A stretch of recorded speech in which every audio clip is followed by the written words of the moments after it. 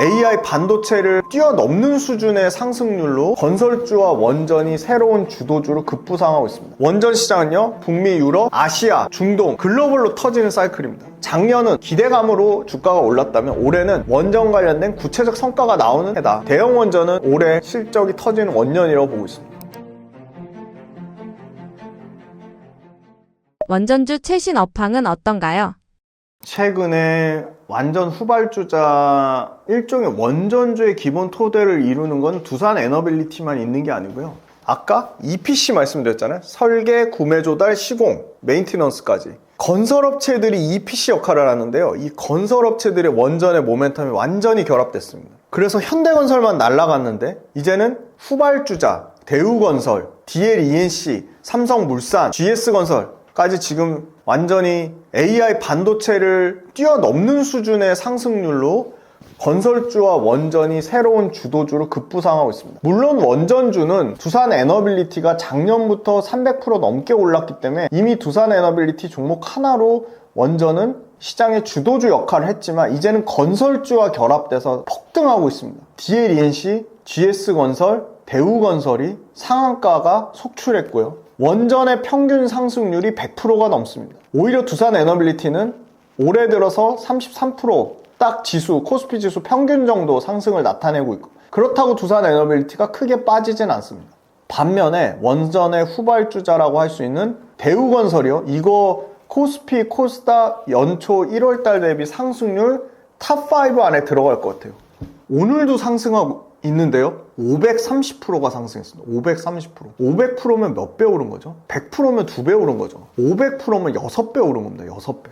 1월 달에 대우건설이 3,700원짜리였어요. 지금 24,000원이 넘습니다. 그럼 대우건설만 그러냐? 현대건설은요, 1월 달에 6만원짜리가 18만원을 돌파했습니다. 162% 상승했습니다. 오늘 현대건설 또 오르고 있습니다. 그 다음에요, DLENC가요, 136%. 오늘 또 상승하고 있는데요, 140% 상승했습니다. 그 다음에 삼성물산 가장 덜 올랐습니다. 22% 올랐습니다. 삼성물산 원전합니다. GS건설이요? GS건설 오늘도 상승하고 있는데요. 90% 넘게 올랐습니다. 시가총액 상위주들은요, 평균 상승률이 100%가 넘습니다. 그 밑단에 이제 기자재 쪽으로 가면요, BHI가 저는 두산에너빌리티보다 BHI를 더 중점적으로 봐야 된다고 보고 있는데요. LNG도 같이 하기 때문입니다. 물론 두산에너빌리티도 가스터빈을 합니다. BHI가 75%가 올랐고요. BHI보다도 밸류에이션이 더 싼 S&T 에너지가 59%인데요. 6만원 돌파하면서 60% 넘는 상승률을 기록했습니다. 그 다음에 기자재 쪽에 성강밴드가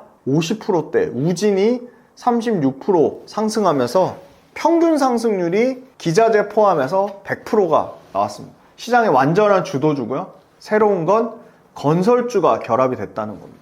한국이 글로벌 원전 36기 중에 실질적으로 24기를 시공한 유일한 현대건설이라는 원전 EPC의 압도적인 탑티어가 있고요. 바라카 1호기부터 4호기까지 아랍에미리트 거 현대건설이 EPC를 실제 수행을 했습니다. 이미 미국의 팰리세이드 SMR 소형 모듈 원전 2기, 미국 EPC 원전 쪽 탑티어 홀텍이랑 협력을 하고요. 미국 에너지부가 최대 4억 달러의 지원을 확정했습니다. 미국 페르미 웨스팅하우스의 AP1000 노형으로 4기 이미 작년에 피드 기본 설계 체결됐고요. EPC 계약 목전에 두고 있습니다. 그 다음에 불가리아 대형 원전 2기가 올해 체결 예상이 돼 있고요. 다 현대건설에 해당되는 얘기입니다. 뉴욕 전력청에서 신규 원전 파트너사 중에 유일하게 RFI 구매 의향서 제출한 게 현대건설입니다. 트럼프가 2030년까지 110조 넘게 신규 원전 투자하면서 원전의 용량을 10배 늘리겠다고 했습니다. 이거 현대건설의 수주 가이던스에 여전히 미반영 중입니다. 현대건설이 원전 쪽의 수주 가이던스를 4조 3천억 잡아놨는데 페르미 프로젝트랑 소형 모듈 원전 아까 팰리세이드 그것만 합쳐도 60조가 넘습니다. 근데 60조 중에 10%도 못 받는다? 극히 보수적으로 잡았다고 보고 있습니다. 미국의 에너지부가 SMR, 퍼스트 무버, 즉 홀텍의 EPC 협력사로 현대건설을 공식 명시했습니다. 미국 정부가 차원에서 현대건설을 미국의 SMR과 미국의 대형 원전의 핵심 파트너사로 선정을 한 겁니다. 북미와 유럽과 아시아에서 동시다발적으로 단일 프로젝트가 아니라 원전 플랫폼으로 원전이 터지고 있습니다. 이미 수주 규모가 100조를 초과했습니다. 원전의 매출 타임라인은 올해가 시작 포인트고요. 사실은 SMR이 양산되는 거는 진짜 빨라 28년도 말이니까 아직도 2년 넘게 남았어요. 그러면 SMR 매출 터지는 거는 그 이후겠죠. 29년, 30년, 31년, 32년. 그러니까 8년의 사이클입니다. 그래서 현대건설조차도 2033년까지 원전의 매출을 연 16조까지 잡아놨어요. 그리고 영업이익은 2조를 잡아놨습니다. 그러면 건설기간을 7년에서 10년으로 분할하니까 진짜 초장기 사이클입니다. 그런데 현대건설이나 DLENC나 삼성물산이나 대우건설이나 역대급 PBR 받을 때, 근데 사실 대우건설 이미 PBR이 2배가 넘었고요. 현대건설도 2배가 넘었어요. 2011년에 중동 플랜트 사이클 때, 저도 그때 엔지니어로 일하고 있었는데 PBR 2.3배였습니다. 지금 대우건설 PBR 이제 2.3배가 됐어요. 근데 원전은요, 중동의 플랜트 사이클하고는 완전히 다르죠. 중동의 플랜트 사이클이 길어야 2, 3년이라면 원전 사이클은 몇 년이요? 7년, 8년 사이클입니다. 시장도 중동 플랜트 사이클은 중동이 한정적이지만 원전 시장은요, 북미, 유럽, 아시아, 중동, 글로벌로 터지는 사이클입니다. 그러니까 중동 플랜트 사이클보다는 훨씬 더 PBR 기준으로 더 넘어야 되는 겁니다. 충분히 논리적으로 설득력 있고 합리적을 봅니다. 그래서 지금 원전이 EPC들의 이거 PBR 밸류에이션을 2.7배에서 2.9배까지 줘야 된다고 해서 원전 관련된 업체들의 목표 주가가 그렇게 계속 상승이 나는 겁니다. 즉 원전의 업체들이 작년은 기대감으로 주가가 올랐다면 올해는 원전 관련된 구체적 성과가 나오는 해다. 숫자, 원전을 실적으로 가시화하는 거다. 물론 SMR은 28년 이후라고 말씀드렸고요. 다만 대형 원전은 미국만 있는 게 아니라 불가리아도 있고요, 베트남도 있고요, 필리핀도 있고요, 북유럽, 슬로바키아, 에스토니아, 정말로 다양한 국가들, 불가리아가 가장 먼저 터지겠죠. 대형 원전은 올해 실적이 터지는 원년이라고 보고 있습니다. 대미투자 특별법 3월 말에 본회의 통과되면서 2천억 달러의 대미투자 법적 토대가 마련됐는데 핵심은 LNG 수출 터미널하고 두 번째가 신규 원전 건설입니다. 기존 웨스팅하우스와 홀텍하고 시너지 효과를 극대화 누릴 수 있는 것은 현대건설로 보고 있습니다. 현대건설이요, 원전 전문 인력이 900명이 넘는다고 합니다. 글로벌로 원전 전문 인력 관련돼서 글로벌 탑티어입니다. 국내는 압도적 1등이고요. 대우건설이 300명 정도 됩니다. GS건설과 DLENC가 100명 정도니까 압도적으로 현대건설이 크고요. 3월 달에 또 재미난 게 한국과 미국과 일본의 한밀 원전 원팀이 구성되는데요. 현대건설이 EPC를 맡고요. 홀텍이 핵심 원자로를 맡고요. 미쯔비시 중공업이 계측 제어를 맡는 한밀 원전 원팀이 팰리세이즈 SMR 소형 모듈 원전 수주를 가장 첫 번째 받고 두 번째 미국발 대형 원전까지 확정될 것으로 보입니다. 그러면 최근에 일본이 2차 대미투자 프로젝트 확정됐는데 일본의 2차 대미투자 프로젝트도 원전이 수혜받을 거라고 보고 있습니다. 아까 불가리아 뿐만이 아니라 유럽에 대형 원전이 줄줄이 대기하고 있다고 말씀드렸는데요. 핀란드가 6조짜리 원전 2기에서 4기가 예상돼 있고요. 슬로베니아가 12조짜리 대형 원전 예상이 돼 있는데 이거 3월 달에 북유럽에서 심포지엄 열었는데 여기에 두산 에너빌리티와 현대건설이 참여를 했습니다. 미국의 이 원전 관련된 규제 인허가 NRC 일정이 지연되는 리스크도 분명히 있습니다. 그러니까 원전의 주가가 변동성이 커질 수밖에 없습니다. 팰리세이즈 SMR 300이 미시간주에서 2기가 있고요. 페르미 아메리카가 AP1000 웨스팅하우스로 4기가 있고요. 불가리아 코줄로드이가 7, 8억이 2기 이상 있고요. 아까 핀란드, 스웨덴 이 북유럽 쪽에 지금 AP1000 노형으로 AP1000 노형 즉 웨스팅하우스가 가면 두산 에너빌리티가 같이 1+1으로 따라갈 수밖에 없다. 중동 분쟁이 장기화되면서 에너지 가격이 올라갔고요. 원전에 대한 매력도를 높이고 있습니다. 그런데 글로벌 공급망에 차질이 생기면서 원전 관련된 업체들의 원자재 가격이 올라가고 있습니다. 다행히 우리나라도 11차 전기본에서 원전 2기가 유지가 됐어요. 늘어나진 않았어요. 그것만으로도 상당히 선방했다고 보고 있고요. 11차 전기본에서 대형 원전 3기랑 SMR 1기가 됐고요. 두산에너빌리티가 뉴스케일, 테라파워, 엑스에너지 그리고 DLENC가 지금 엑스에너지 쪽으로 지금 SMR 파트너십을 굳건히 하면서 그 얘기가 이제 앞으로 추가적으로 엄청나게 기사화가 많이 될 것 같습니다. SMR, 테라파워, 뉴스케일 쪽으로 두산 에너빌리티 뿐만이 아니라 BHI, 원전의 BOP라고 하는 보조기기 역시 BHI가 상당 부분 가져갈 확률이 높아 보이고요. BHI는 미국의 EPC 업체, 아까 말씀드린 홀텍이라든지 벡텔이라든지 S&T에너지 마찬가지. 미국의 EPC 업체들과 이미 수주도 받았고요. 과거에 굉장히 끈끈한 파트너십을 유지하고 있습니다. 두산 에너빌리티는 본격적으로 테슬라 발로 가스터빈 발전 수주를 받고 있습니다. 그러니까 원전 모멘텀 너무 길어. 언제까지 기다려? 그 와중에 가스터빈 발전으로 수주를 미친 듯이 지금 채우고 있습니다. 그리고 그 밑단에 BOP, 원전 보조기기 플러스 HRSG라고 페어레스 보일러 쪽도 BHI랑 그 다음에 S&T 에너지가 수주를 추가적으로 받고 있습니다. 그래서 사실은 두산 에너빌리티, BHI, S&T 에너지 모두 연간 수주 잔고와 신규 수주 증가폭은 계속 늘어나고 있습니다. 그래서 실적이 계속 역대급을 찍고 있고요. 특히나 원전 보조기기 BOP 쪽은 BHI의 동무대가 될 확률이 매우 높습니다. 경쟁사 대비 압도적인 납품 실적을 갖고 있고요. 기대가 되는 부분은 BHI의 주 매출처 HRSG를 제외한 BOP 원전 보조기기의 매출은 전체 매출에서 차지하는 비중이 10% 언더입니다. 근데 이 BOP 쪽 매출 사이즈가 최소한 그래도 20에서 25%까지는 올라오지 않을까. 그러면 BHI의 마진율도 훨씬 더 좋아지게 됩니다. 이익도 더 많이 날 것으로 예상이 됩니다. 그러니까 BHI도 아까 주가가 굉장히 많이 올랐는데요. 주가 올라온 것보다 실적이 더 가파르게 올라오니까 PER 밸류에이션이 두산 에너빌리티랑 비교도 안 되게 뚝뚝뚝뚝 떨어지고 있습니다. 그리고 BHI 여전히 외국인 또는 기관의 관심사로 이제 시가총액 많이 올라와야 1조 넘는 수준이고요. 2조 정도 될 것 같습니다. 2조 정도. 그래서 BHI 앞으로 엄청나게 압도적인 트랙 레코드 바탕으로 원전의 모멘텀, LNG의 모멘텀, 발전 플랜트의 모멘텀, 그리고 중요한 거 공급할 수 있는 업체가 제한적이라는 거. 근데 그 공급할 수 있는 업체를 중국 업체 빼고 러시아 업체 뺀다면 더 제한적이라는 거. S&T 에너지가 납품하는 공랭식 열교환기 역시 마찬가지입니다. 중국 업체 빼고 납기에 차질이 발생하는 프랑스 일부 업체 빼고 하면 실질적으로 미국의 LNG 대란, 미국의 원전 대란, 유럽의 원전 대란에 납품할 수 있는 업체는 상당히 제한적이라고 보고 있습니다. 그래서 실질적으로 원전과 관련된 소형 모듈 원전 업체들 상장된 미국의 엑스에너지, 테라파워 이런 데는 뉴스케일 파워 이런 데는 주가의 변동성이 굉장히 크지만 미국의 대형 원전을 담당하는 컨스텔레이션 에너지라는 업체가 있어요. 훨씬 더 안정적인 변동성이 더 적고요. 그리고 주가 꾸준히 우상향하고 있습니다. 그럼 두산 에너빌리티만 볼 게 아니라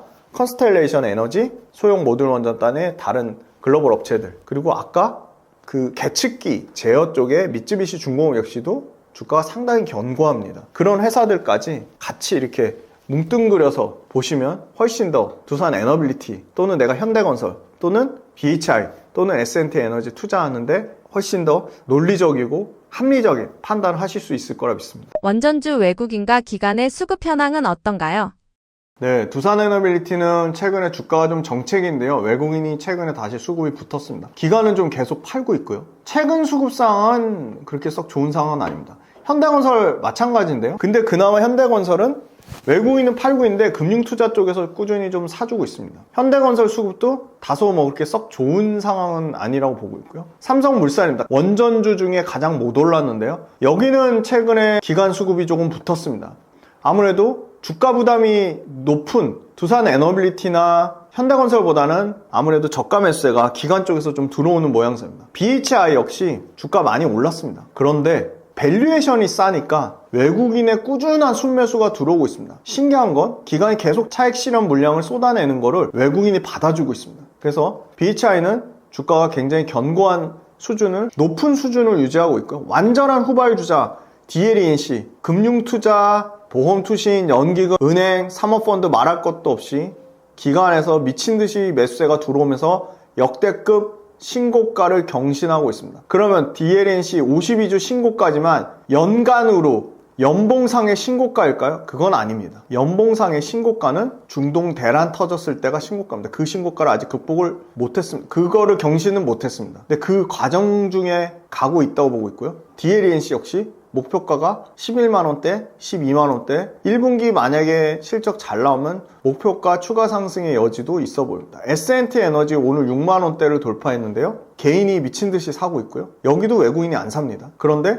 지금의 고점 영역에서 보험투신 연기금 사모펀드가 사고 있다. 결론적으로는 두산에너빌티, 현대건설은 안 사고 있지만 후발주자 쪽으로 원전은 매기가 계속 들어오고 있다. 외국인이 사는 업종도 있지만 기관이 사는 업종도 있다. 결론적으로는 원전 두산에너빌리티에 매몰되지 않는다면 충분히 외국인 기관은 저가 매수세로 들어오는 종목들이 분명히 있다. 원전의 수급은 지금 양호한 상황이다. 종목마다 차이는 있지만 외국인이든 기관이든 분명히 원전 쪽으로 저는 수급이 들어오고 있다고 보고 있고요. 그 연속성은 현재로서는 유지되고 있습니다. 원전주 실적 및 밸류에이션은 어떤가요? 네, 두산에너빌리티가 실적이 개선이 많이 됩니다. 다만 이제 매출의 증가세가 좀 아쉽고요. PER 밸류에이션 내년 거 땡겨와도 110배입니다. 엄청나게 밸류에이션 부담스러운 상황이고요. 다만 이제 영업이익은 이제 내년에 1조 5천억, 내후년에 2조 1천억 사이즈까지 커질 것으로 보고요. 이 증가폭이 좀 아쉽습니다. 50%, 뭐 70%, 80% 이렇게 증가해야 되는데 20, 30% 정도 증가하는 수준이고 오히려 27년도에서 28년도 넘어갈 때 아마 SMR의 모멘텀이 적극 부과되면서 그때 27년도보다는 28년도 때 영업이익이 50% 정도 증가할 것으로 예상이 됩니다. 내년에는 오히려 20, 30%밖에 못 늘어날 것 같아요. 그러니까 PER 밸류에이션이 내년에 여전히 100배고요. 그런데 두산에너빌리티 가스터빈 경쟁사라고 할 수 있는 지멘스, 지버너바, 히타치 걔네도 밸류에이션 싸지 않습니다. 다 50배 넘습니다. 현대건설입니다. 건설사 중에 가장 가파르게 주가가 올랐죠. 근데 지금 대우건설이 훨씬 더 많이 올랐습니다. 매출의 증가세는 아쉽지만 영업이익이 8천억대에서 1조 4천억, 1조 5천억 이렇게 늘어나고요. 다만 주가 올라온 것만큼 실적이 따라 올라오진 않습니다. 그렇지만 현대건설도 이익의 사이즈가 자릿수가 바뀌고요. 30%씩 이익에 성장하는 국면은 나오고 있습니다. 삼성물산은 4조대 영업이익에서 4, 5% 정도 이익이 상승하는 수준이고요. 매출도 한 자릿수입니다. 그러니까 실적의 증가폭만 보면 삼성물산은 크게 매력적이진 않습니다. BHI인데요. BHI는 꾸준히 이익이 자릿수가 바뀝니다. 1000억대, 1400억대, 2000억대.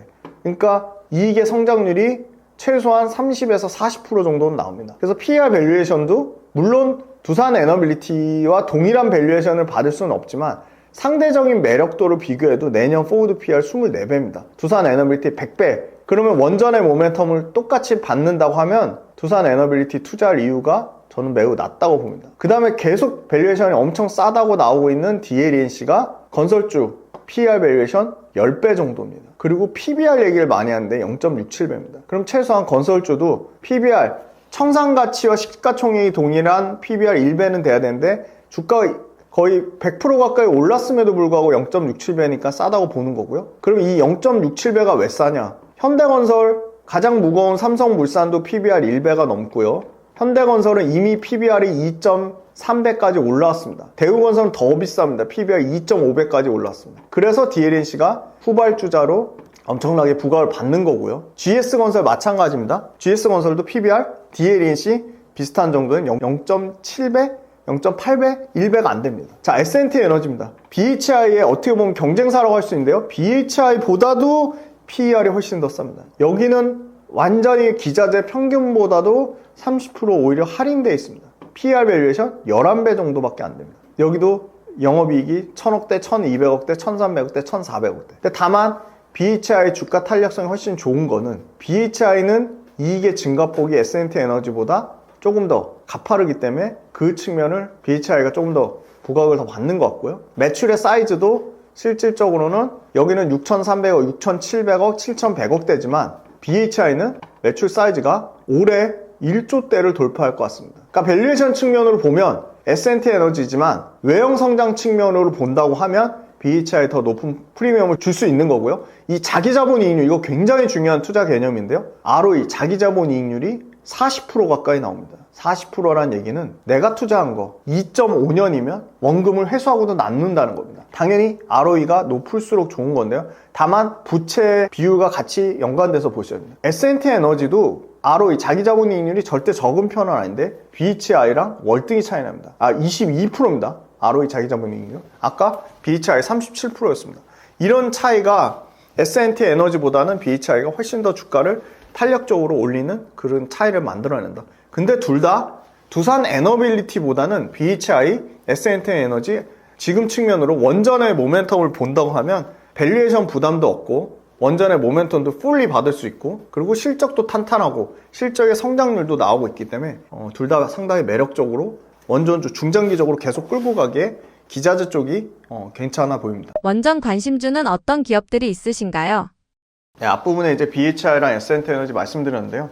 S&T 에너지는 LNG 기자재 전문입니다. 미국의 LNG 수출 규제로 인해서 LNG 수출 터미널이 폭증하면 결국은 LNG 수출 터미널의 필수품인 에어쿨러, 핵심 냉각 장비가 수주가 폭발할 수밖에 없습니다. S&T 에너지는 이미 미국의 루이지애나 현지 생산 기반을 구축했습니다. 미국에서 최종 투자 결정 LNG 프로젝트만 총 5,870만 톤, 역대 사상 최대 규모고요. 이미 루이지애나, CP2, 리오그란데, 포트 아르투어 6개 프로젝트가 결정이 최종 투자가 완료됐습니다. LNG 기자재 발주 나와야 됩니다. 그 다음에 올해 커먼웰스랑 델핀 최종 투자 결정 추가 수주 대기 중입니다. 이미 작년에 수주 잔고가 약 6천억에 가깝고요. 중동 사우디 아람코, 이미 S&T 에너지는 아람코 세계 최대 정유화학 회사의 핵심 1차 벤더입니다. 공식 지정 업체고요. 카타르, 아람코, 중동 위주였다면 이제는 LNG 북미 시장을 완전히 다변화하고 있습니다. 그런데 주가 올라온 게 없다 보니까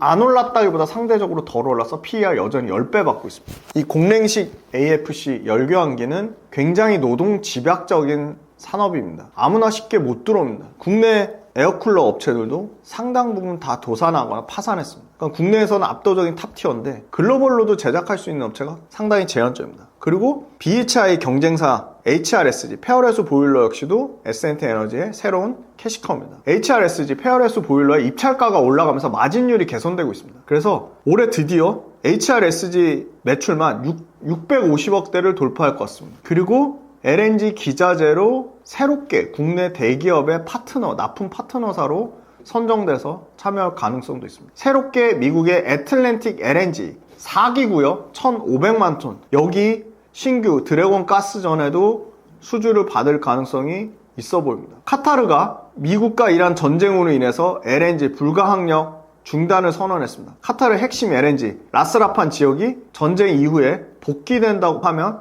당연히 추가 수주 발주에 대한 기대감이 있고요. 중동에서 이미 에어쿨러의 S&T 에너지 점유율은 70%입니다. 압도적인 점유율인데요. 근데 마진은 오히려 중동보다 미국이 좋습니다. 미국의 매출 사이즈가 올해 60%대까지 올라올 거로 보고 있습니다. 미국발 LNG가 터지면 LNG 미국발 에어쿨러는 S&T 에너지가 싹쓸이 할 것으로 보입니다. 왜냐? 미국의 LNG 터미널 시장을 싹쓸이 하고 있는 미국의 EPC 업체 벡텔의 설계 단계에서 S&T 에너지의 에어쿨러가 기본 사양으로 반영되어 있습니다. 즉 단순히 납품업체가 아니라 S&T 에너지는 벡텔이라는 미국 LNG의 절대 EPC 업체한테 기술 기본적 사양 업체로 구조적인 진입장벽을 갖고 있다는 겁니다. 미국의 EIA가 미국의 LNG 수출 용량을 최대 2029년까지 현재 2배 이상 업그레이드 하겠다고 밝혔고요. 가스터빈 발전소 두산 에너빌리티가 지금 테슬라발 가스터빈 발전을 수주하면 당연히 반드시 HRSG가 필수입니다. 그러면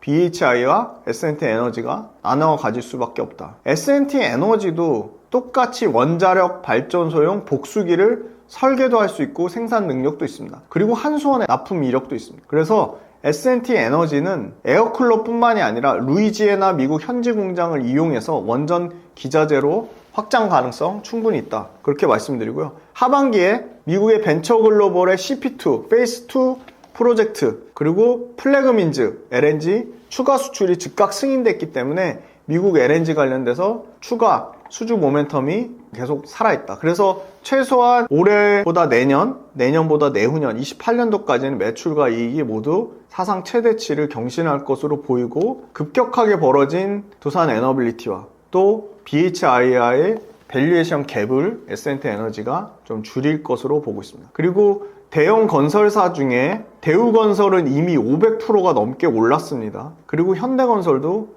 거의 200%에 가깝게 올랐습니다. 두산 에너빌리티보다는 현대건설이 매력적으로 보지만 건설주 중에 원전주의 모멘텀을 본다고 한다면 DL, ENC 그리고 아까 주가가 가장 못 오른 삼성물산을 공부해 보시면 좋을 것 같습니다. 2차전지 최신 업황은 어떤가요? 최근에 그래도 2차전지 가지고 계신 분들이 제일 힘드실 것 같습니다. 그리고 워낙 2차전지 어떻게 보면 오랜 기간 동안 조정을 많이 받았고요. 여전히 어제 기준으로 보면 최고점 대비 평균 하락률이 최고점 대비 57%니까 아직도 57%가 원금이 되려면 거의 150% 가까이 올라야 되니까 쉽지는 않은 상황입니다. 그런데 최근 1월 달부터 4월 달까지 누적적으로 평균 연초 대비 35% 정도. 물론 일부 종목이 하드캐리한 측면이 있습니다. 일부 종목이라고 하면 대주전자재료, 삼성 SDI, 그리고 LNF, 에코프로, 그리고 에코프로 BM, 에코프로 머티 이 6종목이 하드캐리한 측면이 있고요. 다만 이제 그거 ESS가 얼마 돈이 되겠어? ESS 매출이 얼마 돼? 그렇게 얘기하기에는 삼성 SDI나 LG 에너지솔루션이나 올해 잘하면 이익뿐만이 아니라 매출에서도 전기차의 매출을 삼성 SDI와 LG 에너지솔루션 모두 ESS 에너지 저장 장치가 전기차의 매출을 넘어설 것 같습니다. LG 에너지솔루션을 기준으로 보면 ESS가 2조 9천억대 매출에서 올해 3배 넘게 증가. LG 에너지솔루션 가장 보수적으로 보는 ESS 매출이 약 9조대입니다. 9조 한 2, 3천억대고에서요. 가장 좋게 보는 데는 LG 에너지솔루션의 ESS 매출을 10조 7천억까지 보는 데도 있습니다. 평균적으로는 약 10조대 형성이 되어 있는데요. 전기차의 LG 에너지솔루션 매출이 13조 후반에서 10조대까지 줄어들고요. ESS 에너지 저장 장치의 LG 엔솔 기준으로 매출이 2조 9천억에서 10조대까지 늘어나면 LG 엔솔 가장 큰 ESS로도 매출을 차지하고 있는 우리나라 탑티어이자 세계 배터리 탑티어 LG 에너지솔루션의 ESS 매출이 10조대를 찍으면 이제는 LG 에너지솔루션을 ESS 기업이라고 봐도 무방할 정도로 사이즈가 커진다. 그러니까 ESS 그게 돈이 되겠어? 매출이 얼마나 돼? 이렇게 말하는 거랑은 지금 이제 상황이 완전 바뀐 겁니다. 삼성 SDI 마찬가지입니다. 삼성 SDI도 내년 기준으로 ESS가 차지하는 영업이익의 비중이 55%에서 60%까지 올라간다고 합니다. 올해는 한 45% 정도 될 것 같습니다. 그러니까 결론적으로는 전기차가 엄청나게 부진을 했지만 ESS 회사로의 탈바꿈이 발빠르게 아주 가파르게 진행 중에 있고요. 전기차와 똑같이 미국에서 중국산 ESS한테 관세 철퇴를 내리고 있습니다. 약 58.7%의 관세가 매겨지면서 중국산 ESS가 반덤핑 관세 수준으로 가격이 가격의 메리트가 급격하게 떨어지고요. 그에 대한 온전한 반사수혜를 LG 에너지솔루션과 삼성 SDI와 SK온이 누릴 것으로 보고 있습니다. LG 엔솔이 1분기 실적이 나왔는데요. 2078억의 적자를 기록했습니다. 이 실적을 보고 LG 엔솔 아직도 실적을 회복 못하네.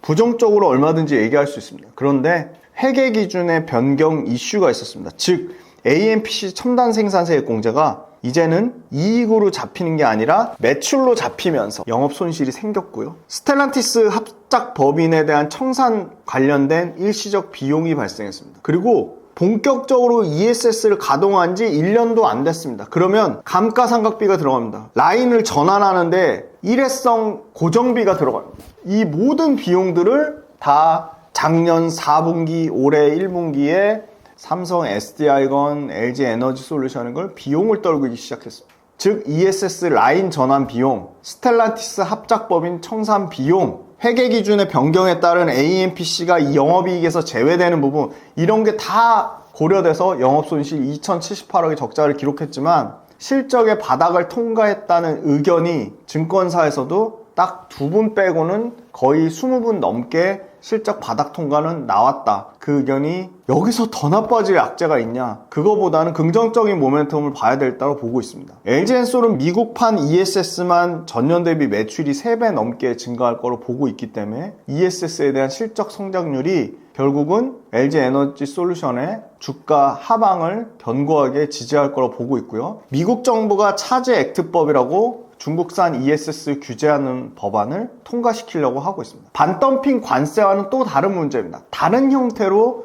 차지 액트란 법안으로 중국산 ESS를 규제하려고 하고 있습니다. 드론과 휴머노이드 로봇의 LG 에너지 솔루션은 배터리가 들어가는데 이 부분은 전혀 부각이 안 되고 있습니다. 휴머노이드 로봇의 탑티어는 테슬라입니다. 2등이 피규어 AI, 3등이 현대차가 지분을 갖고 있는 보스턴 다이내믹스인데 이 세 군데 모두 휴머노이드 로봇 배터리를 납품할 수 있는 업체는 LG 엔솔이라고 보고 있습니다. 이미 LG 에너지 솔루션은 테슬라와 보스턴 다이내믹스와 배터리 아주 견고한 파트너십 관계를 유지하고 있습니다. 당연히 테슬라의 옵티머스의 LG 에너지 솔루션 배터리가 들어갑니다. 휴머노이드 로봇 테슬라도 보스턴 다이내믹스도 본격적으로 양산하겠다고 밝혔습니다. 가장 공격적으로 테슬라가 연간 50만 대를 휴머노이드 로봇 양산하겠다고 합니다. 심지어 전기차 라인을 휴머노이드 로봇 라인으로 양산 라인을 전환하기도 했습니다. 물론 테슬라도 ESS가 매출도 잘 나고 이익도 잘 납니다. 그런데 ESS는 ESS대로 키우면서 휴머노이드 로봇 본격적으로 키우겠다는 겁니다.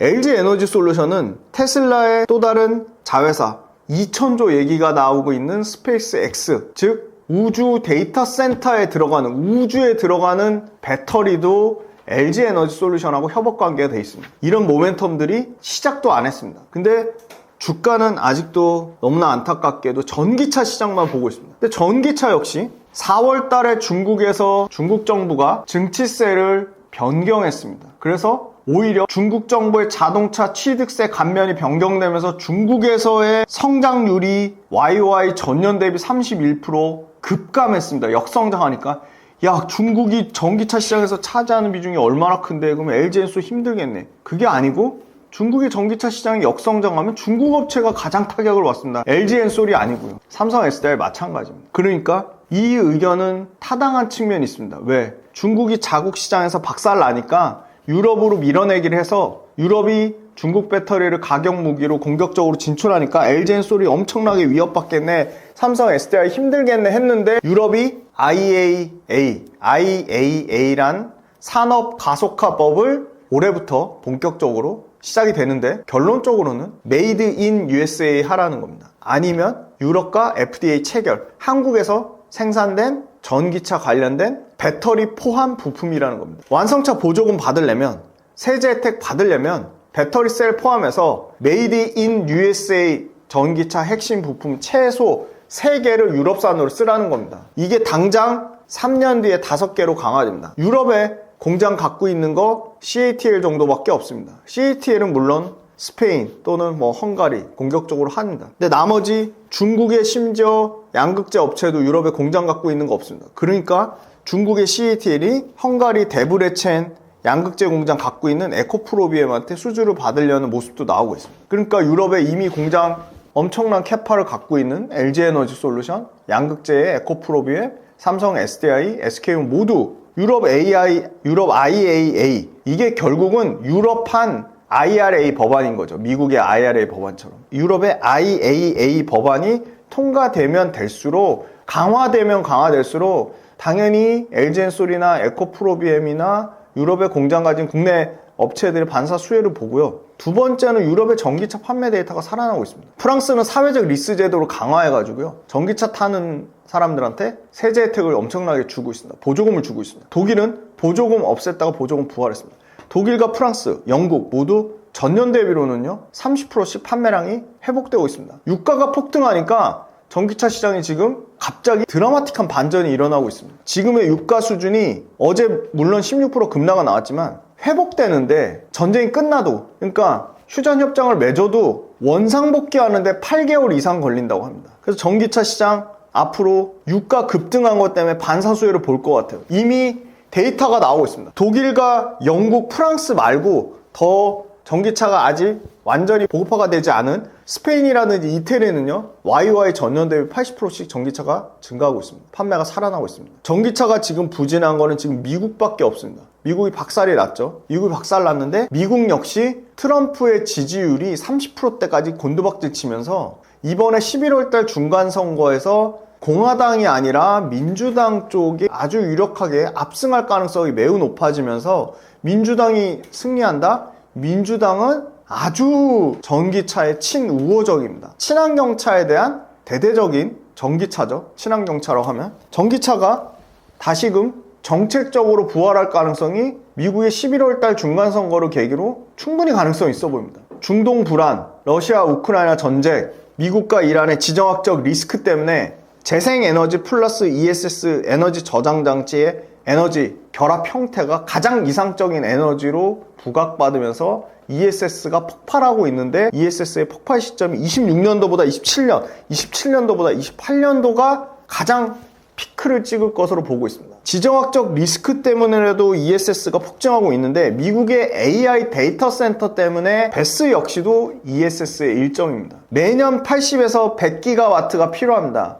올해 말 기준으로 실제 미국에서 테슬라의 ESS를 포함해서 연간 80기가와트니까 매년 80에서 100기가와트가 필요하니까 올해 거 겨우 채울 정도라는 거죠. 실제 출하량이. 그럼 매년 80에서 100기가가 신규로 발주가 나와야 됩니다. 그 발주를 테슬라 아니면 누가 가져갈 거냐. 발빠르게 미시간 랜싱 공장을 전기차에서 ESS 라인 전환한 LG 에너지 솔루션과 지금 LG 엔솔 못지않게 미국에서 ESS 라인 전환하고 있는 삼성 SDI가 핵심 공급자로 시장을 또 중국산 반사수혜로 가져갈 확률이 높습니다. 실제 수주가 나오고 있고요. 그래서 이번에 삼성 SDI랑 LNF랑 1조 6천억의 양극재 공급 계약이 터졌는데 이거 역시도 전기차 쪽이 아니라 ESS일 확률이 매우 높습니다. 이미 LG 에너지 솔루션은 북미에서 LFP 배터리 ESS 핵심 공급자로 이미 선정이 됐습니다. 미국에서 선정하는 ESS 배터리 핵심 인증업체, 정확한 명칭이 생각이 안 나는데요.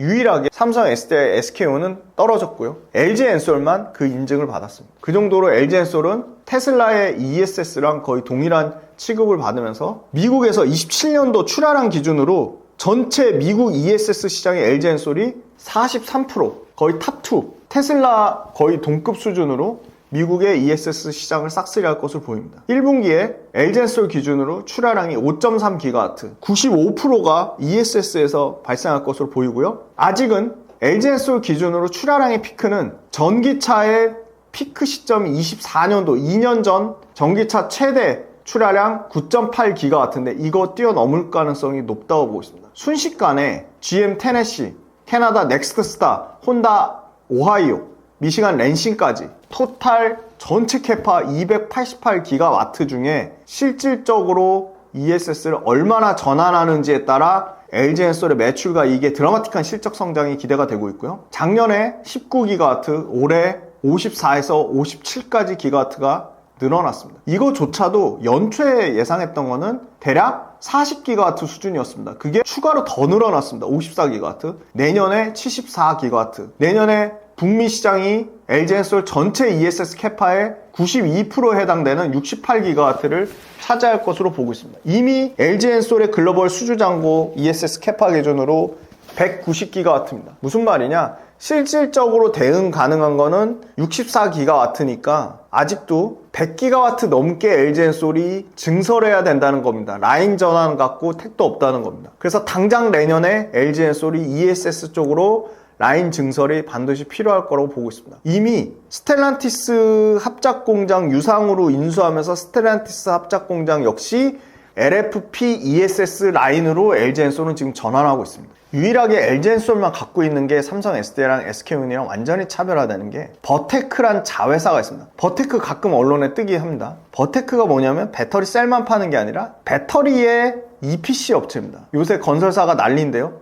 EPC, 설계, 조달, 구매, 시공, 총괄적으로 메인티너스, 유지보수까지 통째로 제공하는 겁니다. 즉 배터리 셀을 시스템으로 제공하는 업체입니다. 발전사나 IPP 업체 입장에서는 당연히 전체 에너지 시스템으로 구매하는 게, 솔루션으로 구매하는 게 훨씬 편리합니다. 훨씬 이득입니다. 그리고 판매자 입장에서도 삼성 SDI나 SK온보다 시스템으로 팔으니까 판매 마진도 좋아지고요. 판매 단가도 높습니다. LG엔솔의 시스템으로 판매했을 때 AMPC 첨단 생산세액공제 포함해서 마진율이 13.5%까지 올라갑니다. 전기차 마진, 첨단 생산세액공제 포함해도 잘 나와야 8%입니다. 당연히 ESS가 마진이 더 좋습니다. 물론 ESS도 AMPC 제외하면 마진율 5에서 6% 정도입니다. 그래서 이 버테크란 LG 에너지 솔루션의 자회사에 이 부분 충분히 관심을 가져볼 필요가 있고요. 실적에 대해서 온통 부정적인 얘기만 하지만 실질적으로는 AMPC를 제외한 적자폭이 LG 에너지 솔루션 냉정하게 작년 3분기 때 AMPC 제외하고 4,548억의 적자였습니다. 근데 가장 최근에 나온 작년 4분기 적자가 3,975억 적자로 적자 폭이 573억이 줄었어요. 이 얘기는 아무도 안 합니다. 다 그냥 적자 2,087억만 얘기합니다. 근데 LG에너지솔루션 적자 폭이 줄고 있다. 자, 올해 1분기에 3,975억에서 적자폭 더 줄어들 것 같아요. 왜? ESS가 실적에 본격적으로 이제 반영되기 시작했으니까. 올해 1분기에 또 중요한 드라마틱한 포인트가 ESS가 적자였는데요. 올해 1분기에 흑자 전환합니다. 그리고 1분기보다 2분기, 2분기보다 3분기, 3분기보다 4분기 ESS 영업이익의 증가폭이 훨씬 더 많이 늘어납니다. 테슬라가 파나소닉, LG에너지솔루션, CATL 배터리를 모두 씁니다. 근데 최근에 역시나 테슬라도 탈중국화하고 있습니다. 드라마틱하게 CATL의 점유율이 35%대에서 23%까지 급감했고요. 반대로 파나소닉은 40%대를 그냥 현상 유지하고 있습니다. 그런데 LG에너지솔루션만 23%의 테슬라 내 점유율 최저치를 찍고 지금 31%까지 올라왔습니다. 내년 정도 되면 테슬라도 자체적으로 ESS를 모두 풀캐파로 다 하진 않고요. 일부 LG에너지솔루션과 쉐어할 수 있습니다. 테슬라 내 ESS 쪽까지 LG에너지솔루션이 커버친다? 그러면 LG에너지솔루션이 파나소닉만큼 올라올 가능성도 전혀 불가능한 건 아니라고 보고 있습니다. 이미 31%까지 올라오면서 파나소닉하고의 격차를 줄이고 있고요. CATL하고는 격차를 오히려 늘리고 있습니다. 그리고 LG에너지솔루션을 또 잡아먹었던 나쁜 이유, LG화학 주총때 오버행 리스크로 과도하게 들고 있는 LG에너지솔루션 지분을 정리하라고 했습니다. 이거는 3월 31일 이후로 이미 끝났습니다. 유럽에서 4월 10일 날 네덜란드가 풀 셀프 드라이빙 FSD가 승인을 받습니다. 아마 오늘 이후 발표 날 것으로 예상이 되는데요. 그러면 스마트폰과 과거 인터넷이 안 되는 피처폰의 차이입니다. 자율주행이 승인된다 유럽에서 폭증할 가능성이 매우 높습니다. 우리나라가 작년 11월 달에 테슬라 FSD 승인되는 순간 테슬라의 판매량이 한 대에서 350대로 폭증했습니다. 유럽 역시 기왕이면 당연히 피처폰 안 쓰고 스마트폰 쓰듯이 기왕이면 물론 자율주행 너무 무섭다, 사고 나면 다 죽는 거 아니야, 이렇게 또 부정적인 얘기를 쏟아내지만 그럼에도 불구하고 자율주행 지금 엄청나게 늘어나고 있습니다. 그리고 자율주행이 가격 경쟁력까지 생기기 시작했습니다. 훨씬 더 많은 미국의 도시에서 승인이 나오고 있습니다. 이미 6개 도시에서 승인을 받았고 추가적으로 9개에서 13개까지 미국 내 도시에 승인을 받을 것으로 예상되고 있습니다. 구글의 웨이모와 테슬라가 엄청난 경쟁을 하고 있고요. 유럽에 승인 나는 순간 다양한 유럽의 기타 국가들로 확산될 가능성, 올해 안에 얼마나 많은 국가들이 FSD를 승인할지 모르겠지만 FSD에 대한 확장 가능성이 매우 높다고 보고 있습니다. 그러면 이미 살아났고요. 유럽에서 테슬라의 전기차가 신모델이 또 나오고요. 그 다음에 아까 말씀드린 FSD 장착된 차가 늘어납니다.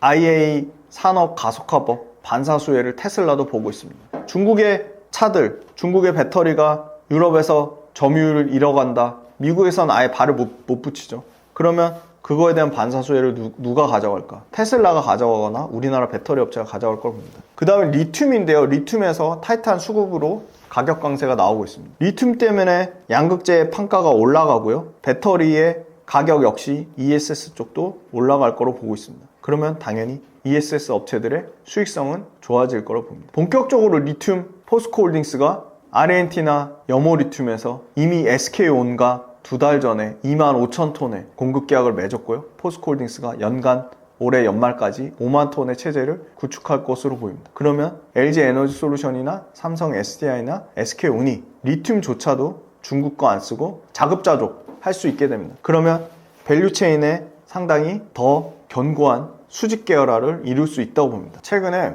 LG에너지솔루션 기준으로 외국인 보유 비율이 역사적 고점 가까이 다시 가고 있습니다. 3월 13일이 역사적 고점 5.48%인데 오늘 기준으로 외국인의 보유 비율이 5.17%까지 올라왔습니다. LG에너지솔루션 뿐만이 아니라 삼성 SDI 그리고 포스코 홀딩스 그리고 에코프로비엠 최근에 수주받은 LNF 실리콘 음극재 대주전자 재료까지 주가는 여전히 고점 대비 57% 평균 하락을 나타내고 있지만 업황은 ESS를 필두로 그리고 미국 정부의 정책, 유럽 정부의 정책을 필두로 분위기가 분명히 바뀌고 있다는 것은 명확한 사실로 보입니다. 2차전지 외국인과 기관 수급 현황은 어떤가요? 반도체를 팔고 외국인은 무엇을 살까? 최근에 2차전지를 사고 있습니다. 물론 2차전지만 사는 건 아닙니다. 금융도 사고요. 또 원전도 사고요. 또 바이오도 삽니다. 제가 수급표를 가져왔는데요. 최근에 빨간 게 훨씬 많아졌습니다. 외국인이 꾸준히 LG에너지솔루션을 사고 있습니다. 개인은 열심히 팔고 있고요. 기관도 보험 투신, 연기금, 사모펀드까지 중장기성 물량이 꾸준히 들어오고 있습니다. 연속성이 중요하다고 말씀드렸는데요. 외국인과 기관 모두 동반 순매수하고 있습니다. 어제도 동반 순매수가 들어왔고요. 이틀 전에도 동반 순매수했고 오늘도 외국인 기관이 사고 있습니다. 연기금 마찬가지고요. 보험 투신. 보험 투신과 연기금, 외국인은 2차전지 업황, 미국 전기차 안 팔리는 사실을 모를까요? LG에너지솔루션 밸류에이션 비싸다 하는 걸 모를까요? 알면서 업황이 턴어라운드 되는 거를 확인했기 때문에 사는 게 아닐까 그렇게 추정할 수 있을 것 같고요.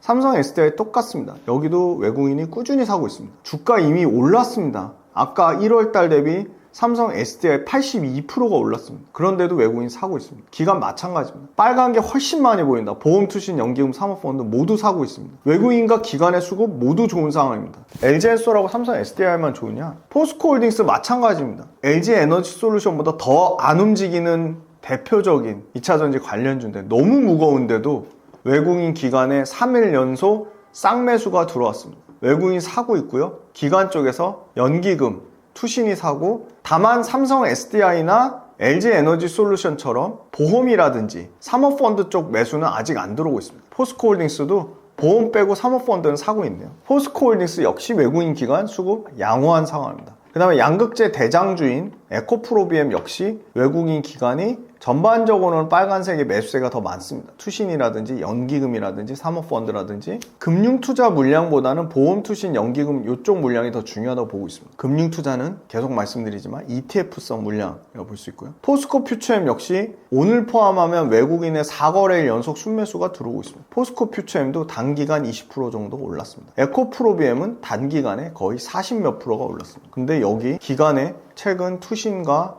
사모펀드, 금융투자 쪽에 수급이 들어오고 있고 외국인도 사고 있습니다. 외국인은 LG에너지솔루션과 삼성 SDI만 사는 건 아니었습니다. 롯데에너지 머티리얼즈도 외국인 기관에 동반 순매수세가 들어오고 있습니다. 솔브레인입니다. 솔브레인은 외국인이 샀다 팔았다 하고 있고 기관도 샀다 팔았다 하고 있습니다. 솔브레인은 전해액을 생산하지만 전액보다는 시가액, 반도체 쪽에 모멘텀을 더 많이 받아서 단기간에 2차전지 빠질 때 솔브레인은 엄청나게 올랐습니다. 그래서 차익 실현 물량이 좀 있어 보이고요. 대주전자재료입니다. 저 혼자서 주구장창 계속 강조했던 2차전지 탑픽인데요. LNF랑 더불어서 90% 넘게 상승했고 오늘 8% 급등 나오면서 연초 대비 100% 상승했습니다. 여기도 지금 최고점 영역에 있지만 외국인이 계속 사고 있고요. 보험, 투신, 연기금 사고 단기간에 100% 정도 오르니까 차익 실현 나오고 있지만 저는 또 살 거라고 봅니다. 그 다음에 에코프로 머티입니다. 역시나 외국인 기관에 동반 순매수세가 들어오고 있다. 그래서 결론적으로는 2차전지 전반적으로 시가총액 상위 종목들은 외국인 기관 수급이 양호하고 연속성이 있기 때문에 지금 이렇게 사는 추세에서 갑자기 매도한다? 그럴 가능성은 낮아 보이고 당분간은 이런 추세가 좀 이어지지 않을까 그렇게 보고 있고요. 2차전지 업체들 전반적으로 1분기에 실적 나쁠 겁니다. 그 나쁠 거 알고도 매수세가 들어오는데 만약에 2차전지 업체 중에 대주전자 재료라든지 의외로 에코프로 BM이라든지 삼성 SDI라든지 어닝 서프라이즈가 나온다? 그러면 그때 기존에 없던 새로운 수급들, 새로운 외국인이라든지 새로운 기관의 수급이 갑자기 급격하게 들어올 수도 있다. 그렇게 말씀드리고 수급의 변화가 일어나고 있고 개인에 의한 매수세가 아니라 외국인과 기관의 매수세로 2차전지의 수급은 긍정적으로 바뀌고 있다. 이렇게 말씀드리겠습니다. 2차전지 실적 및 밸류에이션은 어떤가요? 각각대도 올해 지금 예상되는 거는 LG에너지솔루션이 진짜 나쁘게 보는 데는 딱 한 군데 올해 영업이 6,500억 찍을 거다. 작년에 반토막 날 거라 보는 데도 있어요. 거긴 한 군데고요. 평균적으로는 1조대 초반입니다. 그런데 1조 2,200억 정도를 보면 작년보다 이익이 감소하는 건 맞습니다. 1조 2천억대로 감소하지만 내년에 4조대를 보고 있습니다. 5조대 보는 데도 있습니다. 아까 ESS가 영업이익의 거의 80% 85%까지 올라올 거라고 보면 ESS가 마진이 더 좋다고 했죠. 5조 대 영업이익을 볼 수도 있다. 28년도에 7조 대. 그래서 여전히 LG엔솔 밸류에이션 싸지 않습니다. 내년 기준으로 80배, 28년도 기준으로 30배니까 CATL이 지금 밸류에이션이 좀 올라와서 30배 안짝입니다. 20배 중후반이고요. 파나소닉 역시도 20배 초중반을 받고 있습니다. 그러니까 80배니까 너무 비싸다라고 얘기할 수 있는 거고요. 삼성 SDI는 올해 순이익 측면으로도 흑자 전환을 예상하면서 PER 490배지만 내년에 1조 3천억의 순이익을 예상하면서 30배까지 PER이 떨어집니다. 그러니까 삼성 SDI가 전고체 배터리도 먼저 양산한데 삼성 SDI도 LG엔솔 못지않게 ESS 잘하잖아. 야 근데 밸류에이션은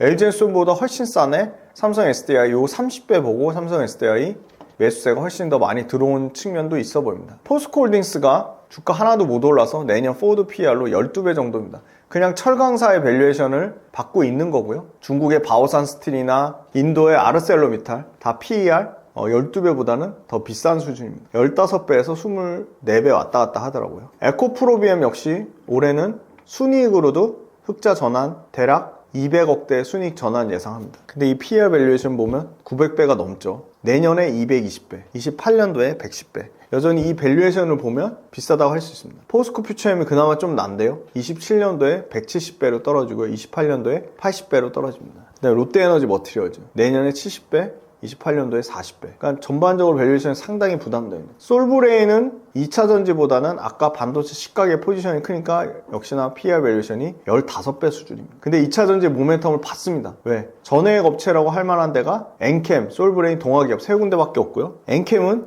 재무구조가 진짜 나쁘죠. 불안합니다. 물론 CATL의 수주도 받고 했지만 그래서 전해액 관련된 업체를 보려면 저는 솔브레인하고 솔브레인 홀딩스 보는 게 맞다. 그 다음에 음극재 쪽은 실리콘 음극재는 당연히 대주전자재료가 원탑이고요. 대주전자재료는 2차전지 때문에 오른 것도 있지만 그거보다는 태양광과 우주의 모멘텀을 갖고 있습니다. 그래서 실적이 여기도 계속 개선이 됩니다. 그래서 PER 밸류에이션 2차전지와 반도체와 태양광의 모멘텀을 전부 다 받고요. 내년 포워드 PER로 40배 정도를 받습니다. 에코프로 머티도 올해 드디어 영업이익 흑자 전환하면서 PER 86배, 내년 포워드 PER 46배 정도 수준을 받고 있다. 그래서 전반적으로는 2차전지 밸류에이션 비싸다. 비싼데 결국은 실적 턴어라운드의 증가폭이 어느 업체가 더 가파를 것이냐. 그거에 따라 밸류에이션은 드라마틱하게 줄어들 수 있다. 그래서 내년 포워드 PER로 대략적으로 평균값을 내보면 한 40배 정도, 40배 중후반 정도 되지 않을까 그렇게 보고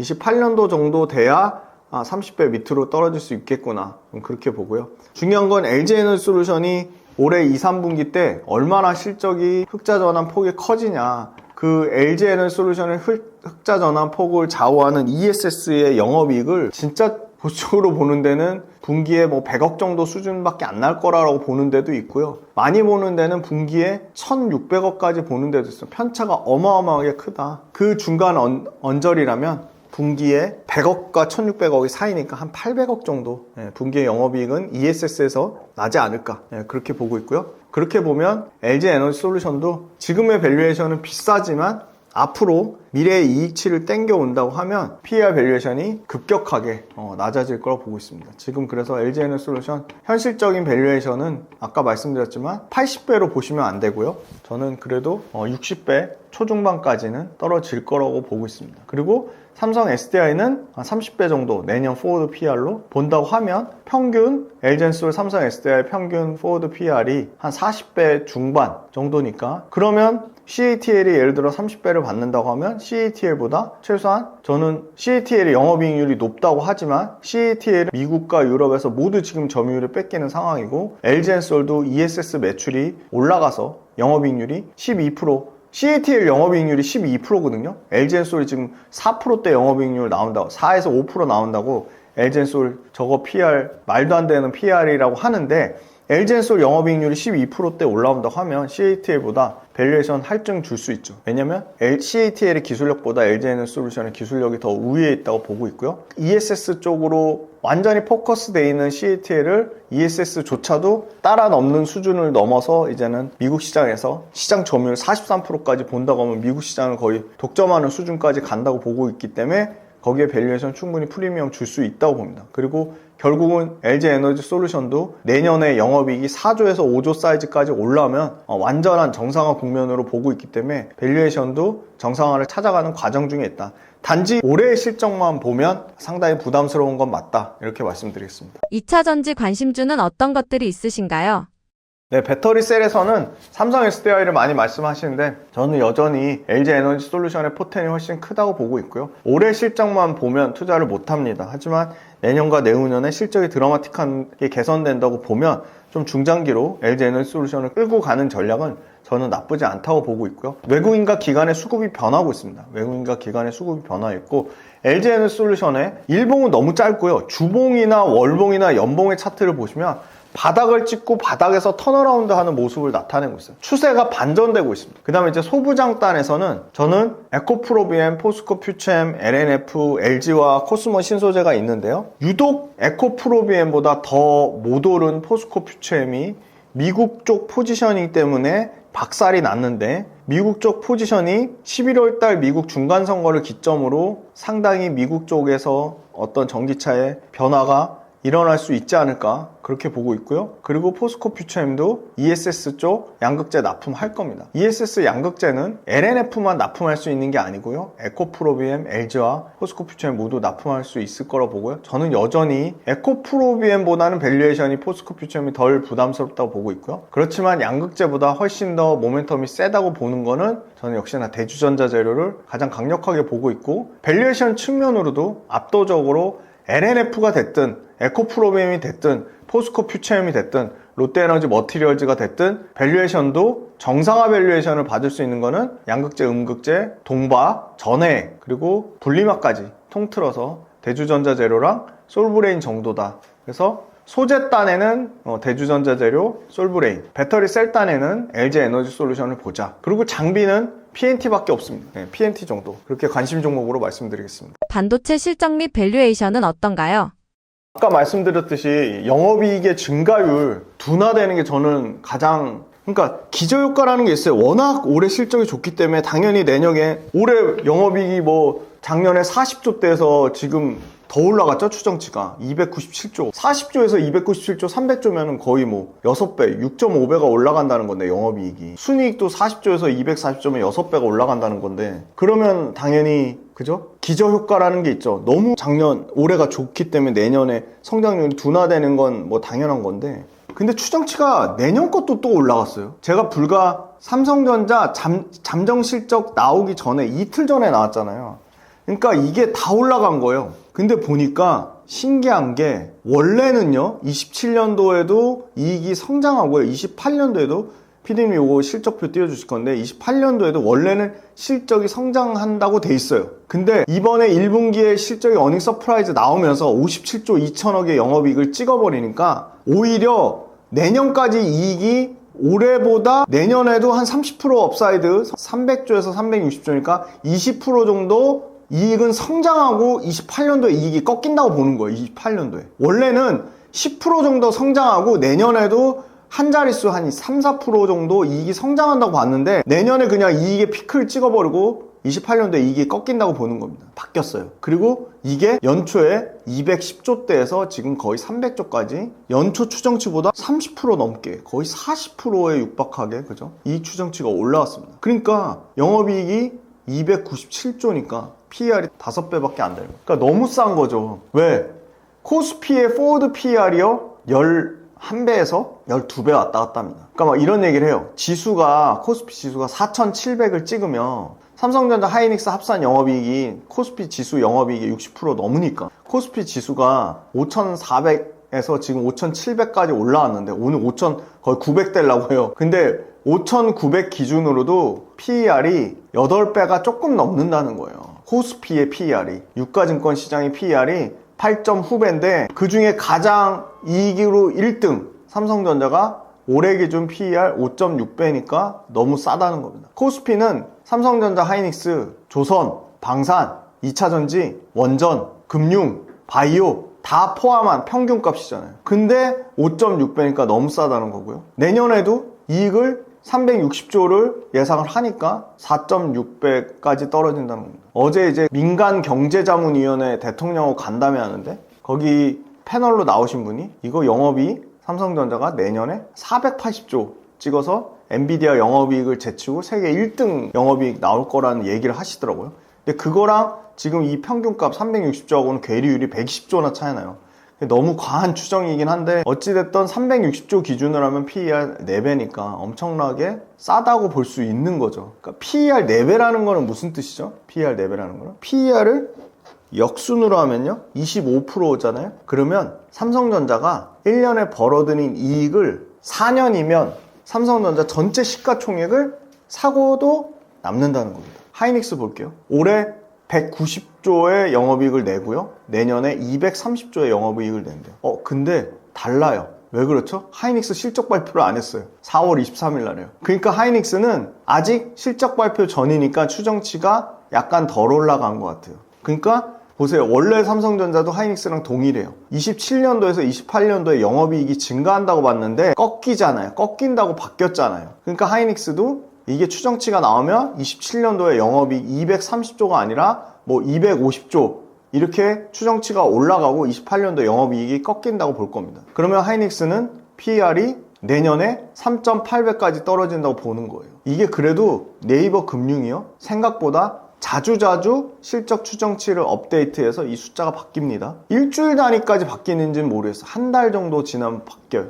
그리고 분기 실적 나오면 당연히 바뀝니다. 현재로서는 3.8배 정도 수준이다. 포워드 PER. 삼성 전기가 주가가 미친 듯이 폭등해서 지금 내년 포워드 PER 기준으로 25배고요. 한미반도체가 좀 비싸요. 지금 68배고요. 내년에 57배까지 떨어진다고 합니다. 근데 여기 보시면 한미반도체도 2,500억대에서 4,000억대로 영업이익이 폭증해요. 근데 급격하게 둔화됩니다. 4,000억대에서 4,600억? 600억 증가한다? 그럼 10% 조금 넘게 증가하는 한 12% 정도 증가하는 거죠. 자, 리노버 볼게요. 여기도 PER이 비싸요. 아니 시가총액과 매출과 영업이익이 반도체 소부장이랑 게임이 안 되는 삼성전자 하이닉스가 PER이 5배네 4배네 이러고 있는데 한미반도체가 68배, 리노공업이 몇 배죠 이거? 47배. 소부장에 프리미엄을 준다고 하더라도 왜냐? 소부장 중에 삼성전자 하이닉스 말고 TSMC에 납품하는 회사도 있고요. 마이크론에 납품하는 회사도 있고요. 다이렉트로 뭐 인텔에 납품하는 회사도 있고요.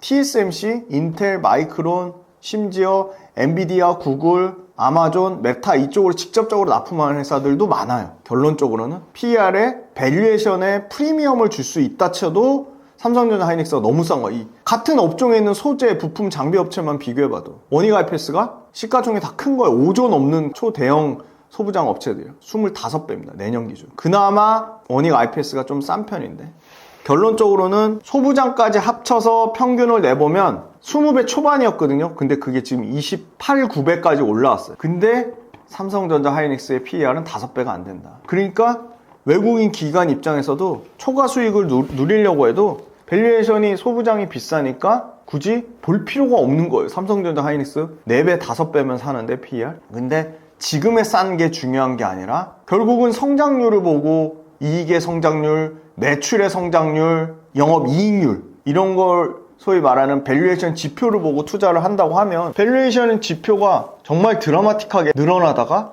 급격하게 역성장하잖아요. 그래서 결론적으로는 밸류에이션은 매력적이다. 밸류에이션을 보면 당연히 투자하는 게 맞지만 주가는 실적의 정점 찍을 때 주가도 정점에 있는 게 아니라 선반영된다. 주가와 실적의 시차를 반드시 기억하자. 그리고 소부장 업체들이 빅테크와 직접 계약을 하거나 삼성전자 하이닉스를 기본 고객으로 두고 다양한 글로벌 반도체 업체들과 고객사로 유지를 한다고 하더라도 지금의 밸류에이션이 부담스러운 건 맞다. 근데 모든 소부장 기업들이 밸류에이션이 부담스러운 게 아니니까 소부장 기업 중에 똘똘한데 밸류에이션 부담이 낮은 기업들에 대해서는 제가 또 구독 모델을 통해서 또 자세히 말씀드릴 거고요. 그리고 소부장 중에 아까 말씀드렸듯이 저는 제일 중요한 게 삼성전자 하이닉스한테 고객사가 매몰되어 있는 회사보다는 삼성전자 하이닉스 플러스 TSMC, 삼성전자 하이닉스 플러스 마이크론,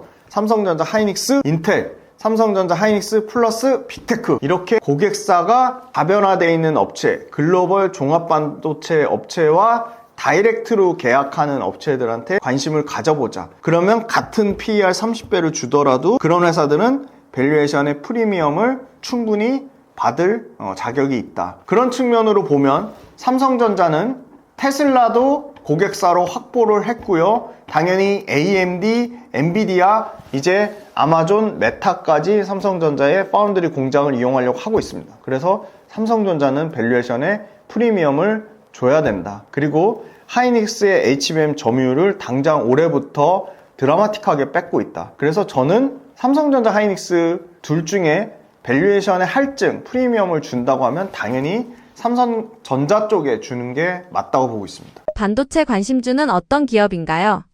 네, 아까 삼성전기가 지금 연초 대비 거의 100% 올랐다고 하는데요. 삼성전기를 실적으로 말씀드리면 정말 무거운 회사거든요. 근데 매출이 최소한 28년도까지 아주 보수적으로 잡아도 앞자리가 계속 바뀝니다. 12조대에서요 14조대로 올라가고요, 16조대, 18조대 이렇게 올라갑니다. 영업이익의 사이즈가 올해 무난하게 1조 5천원, 이게 평균값이거든요. 1분기 삼성전기 역시 어닝 서프라이즈 나온다고 보면 1조 5천억 달성할 것 같고요. 내년에는 2조대 영업이익 볼 것 같습니다. 그리고 28년도에도 2조 5천억을 볼 것 같습니다.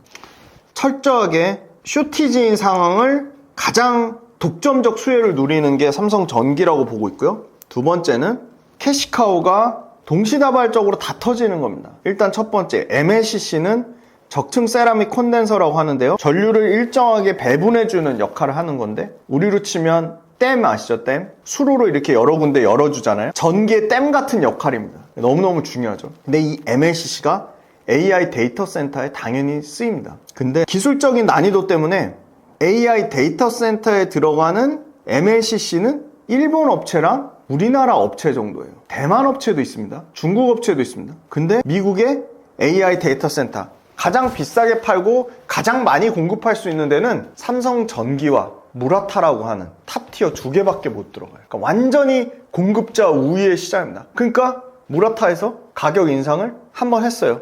또 합니다. 그래도 계속 공급이 딸려요. 그렇다고 무라타나 삼성전기가 가격 올라가니까 미친 듯이 증설을 해야지? 증설을 안 해요. 캐파 증가율이 5%밖에 안 됩니다. 수요는 계속 달라고 난리예요. 근데 저가형 MLCC조차도 대만 업체들이 담당하는데 거기도 이미 가격의 상승이 나오고 있습니다. 그러니까 AI 서버에 들어가는 거는 세계 업체가 거의 아도친다고 하죠. 공급을 아도치고 있습니다. 그러니까 가격이 안 빠지는 거죠. 그리고 마진이 좋습니다. 근데 그게 최소한 1, 2년 이상은 유지될 것 같아요. 두 번째는 기판계의 에르메스라고 하거든요. FCBGA, 플립칩 볼 그리드 어레이. 이 기판을 공급할 수 있는 데가 역시 AI 데이터 센터 쪽, 빅테크 쪽으로는 일본의 이비덴과 삼성전기밖에 없습니다. 근데 재미난 건 삼성전기는 MLCC도 공급하고 FCBGA도 공급해요. 근데 이비덴은 FCBGA만 공급할 수 있어요. 무라타는 MLCC만 공급할 수 있어요. 그러니까 이 두 개의 프리미엄을 삼성전기가 모두 받는 겁니다. 그러니까 아까 영업이익의 자릿수가 9천억대에서 1조 5천억, 2조 5천억, 29년도 정도 되면 3조 볼 것 같아요. 그러니까 주가가 35조짜리 시가총액에 미친 듯이 올라갑니다. 그럼 MLCC나 FCBGA도 가격이 꺾이겠죠. 그리고 공급자가 더 늘어나겠죠. 그 시점이 향후 최소한 2년 이상은 쉽지 않다는 겁니다. 당연히 대만의 타이오 유덴이라는 회사도 있고요. TDK라는 회사도 있고 많습니다. 근데도 여전히 AI 데이터 센터 고객들은 무라타와 삼성전기만 찾아요. 또는 이비덴과 삼성전기만 찾아요. 그게 다 이유가 있겠죠. 근데 삼성전기가 이 시장을 더 길게 가져가려고 공급을 안 늘립니다. 이비덴, 무라타 역시 마찬가지입니다. 그러니까 공급이 딸리니까 가격이 꺾이기가 쉽지가 않은 겁니다. 그래서 반도체 사이클이지만 조금 더 넓혀서 기판을 보자.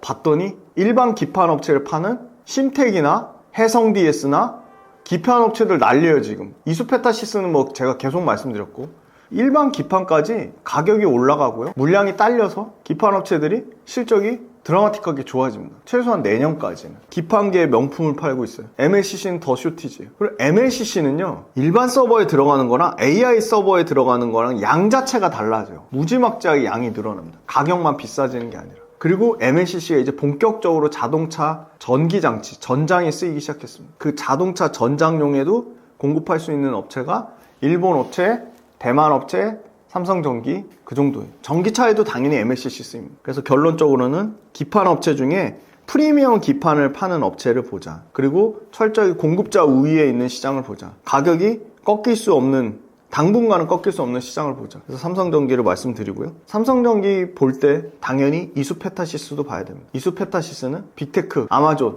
메타, 구글을 고객사로 갖고 있고요. 빅테크들의 올해 예상되는 캐파가 850조에서 1000조까지 봅니다. 근데 빅테크에 직접적으로 납품하는 회사입니다. 이수페타시스는. 구글과 엔비디아가 이수페타시스의 MLB, 초고다층 기판을 물량을 싹쓸이 하려고 하고 있어요. 그러니까 거기 구글과 엔비디아, 심지어 구글과 엄청 막역하죠. 구글의 TPU라고 이미 지금 챗GPT 제쳤죠. 텐스 처리 장치, 이 TPU 버전 8 제일 최신 버전에 이수페타시스의 MLB 기판이 들어갑니다. 여기도 슈티지예요, 기판이. 근데 MLB를 이수페타시스는 삼성전기랑 다르게 매 증설을 합니다. 공급이 너무 딸려서. 거기서 계속 공급을 증설해요. 근데 가동률은 100% 풀캐파로 계속 돌아갑니다. 그래서 월의 매출 사이즈가 450억대 에서 650억대, 850억대, 1100억대, 1400억에서 1500억까지 올라갈 것 같아요. 근데 캐파 증설하는 게 아직 본격적으로 이수페타시스 실적에 반영이 되지 않았습니다. 그러니까 단기간에 너무 많이 올라서 차익 실현이 나온 거지 이수페타시스의 실적 성장세가 꺾인 건 아닙니다. 이익이 꺾이는 것보다 매출이 더 먼저 꺾입니다. 근데 28년도까지도요 매출 성장률이 30%에 달할 것으로 봅니다. 내년 정도 되면 이수페타시스 매출이 2조대를 찍을 것 같아요. 2조대. 이익은요 2천억대 수준이었거든요. 올해 3,200억에서 많이 보는 데는 3,500억까지 봅니다. 영업이익이요 반도체 소부장 기업 중에 3,500억대 이익 찍는 회사가 10손가락 안에 들죠. 몇 개 없어요. 내년에는요 4,200억에서 4,700억을 봅니다. 28년도에는 5,300억, 5,000억을 무난히 넘을 것으로 보입니다. 그러니까 그만큼 주가가 많이 올라온 겁니다. 실적이 계속 따라서 올라오니까. 근데 많이 올라왔다고 또 가파르게 또 조정을 받았어요. 고점 대비 30-40% 빠지면서. 주가는 빠졌는데 이수페타시스가 갖고 있는 이익에 대한 모멘텀은 안 깨졌잖아요. 기판 가격은요 계속 안 떨어져요. 계속 올라가요. 공장 증설한 걸요 온전히 이수페타시스 내년과 내후년 실적에 반영될 겁니다. 그리고 대만 기판 업체들 있죠, 경쟁사들. 그리고 심지어 미국의 TTM이라는 업체도 있어요. 대만의 GC도 있고요, WS도 있어요. 그런 업체들 다 신고가, 역대급 신고가. 근데 그런 업체들 미국의 AI 데이터 센터가 안 쓴다는 거예요. 전기차에서 중국 완전히 배제하는 거 똑같아요. 이 기판 쪽도 굳이 중국 거, 대만 거 안 쓰려고 합니다. 그러니까 당연히 이수페타시스가 반사수혜를 보는 겁니다. 그래서 여기는 실적의 증가율이 그렇게 3, 4배씩 오르지도 않지만 3, 4배 오르다가 10%로 줄어들지도 않아요. 보시면 아까 영업이익 추정치 보시면 25년도에서 26년도에 영업이익 50% 증가하고요. 26년도에도 27년도 영업이익 35% 증가해요. 물론 50%에서 35%, 15% 줄어드는 거, 야 15% 줄어들자 이렇게 보면 안 되고요. 저는 4배 올라가다 10%밖에 증가 못하는 게 더 리스크가 크다고 봅니다. 그러니까 4배 올라가는 거를 그 연도 또는 그 전에 그거를 가중치를 붙여서 프리미엄을 붙여서 반응하는 측면이 있다고 보는데 올해도 50% 올라가고 내년에도 40% 영업이익이 증가한다? 그럼 굉장히 안정적으로 영업이익이 증가하는 거잖아요. 그러면 저는 안정적으로 40%대 영업이익 증가하는 거 엄청난 거거든요. 40%대 영업이익. 그리고 심지어 27년에서 28년도에 영업이익 늘어나는 거 보세요. 4,200억대에서 5,300억. 여기도 영업이 30% 가까이 늘어나요. 그러니까 매년 영업이익이 30% 늘어나는 거예요. 매년 최고치를 경신하는 거예요. 최고치 한번 왕창 경신했다가 꺾이는 것보다는 그냥 매년 30% 영업이익 경신하는 게 훨씬 더 밸류에이션에 프리미엄을 줘야 되지 않을까요? 그래서 저는 이수페타시스 최근에 주가 가파르게 고점 대비 40% 가까이 박살 났는데 지금의 가격대에서 다시 보험 투신 연기금 사모펀드 기관 쪽에서 미친 듯이 다시 들어오고 있어요. 지금 이수페타시스 아직 끝나지 않았다. 그럼 이수페타시스가 끝나려면 대만의 기판 업체들 먼저 박살 날 거고요. 일반 기판 업체들 있죠? 아까 말씀드렸던 심텍, 해성 DS 이런 회사들의 펀더멘탈 이수페타시스보다 훨씬 약해요. 그러니까 저는 그런 회사들의 주가 꺾이는 게 먼저 나타날 거다. 그래서 여전히 공급의 쇼티지, 가격이 안 꺾이는 거, 그 다음에 공급업체가 제한적인 거, 글로벌 빅테크를 고객사로 갖고 있는 삼성전기, 이수페타시스는 주가가 비싸도 비싼 이유를 하니까 계속 지켜봐야 된다. 이렇게 말씀드리겠습니다. 반도체 최신 업황은 어떤가요? 네, 지금 코스피 지수가 어제 그러니까 4월 9일자로 34%까지 다시 올라왔고요. 800선에서 900선 왔다 갔다 하는데 오늘도 저희가 지금 금요일날 찍고 있는데 장중에 좀 회복이 되고 있습니다. 삼성전자는 지금 20만원 선을 다시 돌파를 했고요. SK하이닉스는 오늘 기준 4월 10일 기준으로는 100만원을 다시 돌파했습니다. 삼성전자, 하이닉스 모두 50%대 넘는 상승률로 지금 다시 좀 많이 회복되는 국면에 있고요. 전반적으로 제가 반도체 소부장까지 30개 넘게 이제 종목을 추려봤더니 평균 상승률이 52%입니다. 52%인데 100% 넘는 종목들도 수두룩합니다. 여기 보시면 ISC 같은 경우는 126% 상승했고요. 연초 대비. 주성 엔지니어링 110% 상승했습니다. PSK 114% 상승했고요. SNS텍도 100% 상승했습니다. 전반적으로 반도체 소부장까지 온기가 퍼져가고 있고요. 물론 삼성전자, 하이닉스가 계속 역대급 영업이익을 갱신할 수는 없습니다. 냉정하게 보면 내년 정도 되면 급격하게 삼성전자도 그렇고 하이닉스도 그렇고 영업이익의 성장률이 둔화되더라고요. 왜냐면 삼성전자, 하이닉스 모두 올해 전년 대비해서 적게는 3배, 많게는 4배 영업이익이 증가한다고 되어 있습니다. 그런데 실질적으로 내년 정도 보면 삼성전자, 하이닉스 모두 10%대 영업이익률을 예상을 하고요. 일단은 반도체가 주춤했는데 다시 좀 살아나는 모습이다. 어제 외국인과 기관의 순매수를 봤더니 모처럼 삼성전자에서 당일 순매수로 최근 들어 가장 큰 금액인 2조대의 매수가 들어왔습니다. 외국인에서 들어왔다는 거, 기관 쪽이 아니라 외국인에서 들어왔다는 거. 삼성전자, 하이닉스가 적정 비중을 외국인이 덜어내면 언제든 또 수급이 들어올 수 있다는 걸 증명을 했고요. 어제 외국인이 삼성전자랑 삼성전자 우선주 합쳐서 2조 5천억 넘게 매수를 했습니다. 그러니까 너무 단편적으로 삼성전자, 하이닉스 외국인이 계속 파네? 또는 삼성전자, 하이닉스 기관은 계속 사네. 언제든 기관은 팔 수 있고요. 기관도 샀다 팔았다를 합니다. 외국인 마찬가지고요. 결론적으로는 일단은 안정적으로 2분기까지는 가격 상승의 흐름이 지속될 거다. 그 가장 긍정적인 모멘텀으로 보는 게 장기 공급 계약입니다. 삼성전자, 하이닉스의 D램과 낸드 모두 지금 빅테크, 아마존, 메타, 구글 또 엔비디아 이런 쪽에서 장기 공급 계약을 맺으려고 하고 있어요. 그런 측면이 상당히 긍정적이고 대신에 이제 가격 상승세가 저는 둔화될 거라고 보고 저뿐만이 아니라 일부 보수적인 반도체 애널리스트는 내년 되기 전에 올해 4분기 정도 되면 가격이 떨어질 거라고 예상하는 측도 있습니다. 그리고 전반적으로 올해는 영업이익이 300%에서 많게는 400%까지 폭증한다고 보는데 내년에는 아까 말씀드렸듯이 영업이익의 성장률이 10% 정도입니다. 10에서 15%인데 급격하게 둔화된다고 보는 데는 마이너스로 보는 데도 있습니다. 메모리 가격 추정치는 일단 최소한 올해 2, 3분기까지는 초과 그러니까 계속 상승하는 흐름을 나타낼 것으로 보이고요. 역시나 그 바탕은 서버와 AI 그리고 추론용으로 확산되는 국면을 보고 있고요. 다만 이제 모바일하고 PC나 가전 쪽에서 상당히 수요가 약화돼서 이쪽은 적게 보면 마이너스 한 8%, 많이 보면 마이너스 20%까지도 수요가 둔화될 수 있다는 우려는 있습니다. D램의 성장률을 보면 삼성전자 기준으로 1분기가 가장 성장률, 가격의 성장률이 60%대로 가장 높을 것 같고요. 2분기에는 35%, 3분기에는 10%를 보고 있고요. 4분기에는 오히려 역성장으로 나올 수도 있다. 가격의 성장률입니다. 그러니까 가격이 떨어진다는 게 아니라 가격의 성장률이 급격하게 둔화된다는 거고요. 낸드의 성장률을 보면 삼성전자 기준으로 1분기가 가장 정점을 찍고 성장률입니다. 가격이 올라가는 게 아니고요. 가격이 올라가는 증가율, 올라가는 폭을 말하는 겁니다. 1분기 때 55%, 2분기 때 30%, 3분기 때 5%까지 빠질 것으로 예상이 됩니다. 하이닉스는 조금 더 삼성전자보다 더 가격의 성장폭이 더 크다고 보는데요. D램에서는 삼성전자보다 소폭 더 높은 61%로 예상을 하고요. 낸드 쪽에서는 1분기에 68%입니다. 그런데 하이닉스 역시도 3분기가 되면 가격의 성장률이 8%, 낸드 같은 경우는 가격의 성장률이 5%까지 떨어질 거로 보고 있습니다. 현물가 정체에 대해서 우려를 말합니다. 왜냐면 비싼 D램 때문에 소비자들이 B2C에서 D램 가격 때문에 급격하게 주문이 줄어들고 있는데 삼성전자 다니는 친구들을 통해서 확인을 해보면 다행히도 가격의 가장 큰 손은 AI 데이터 센터다. 결국은 빅테크다. 빅테크 쪽에 폭발적인 수요는 여전히 유지되고 있다. 즉 스마트폰이나 PC나 최악의 경우를 가정해서 20% 수요의 감소가 나오더라도 여전히 AI 서버 데이터 센터 빅테크 쪽에 AI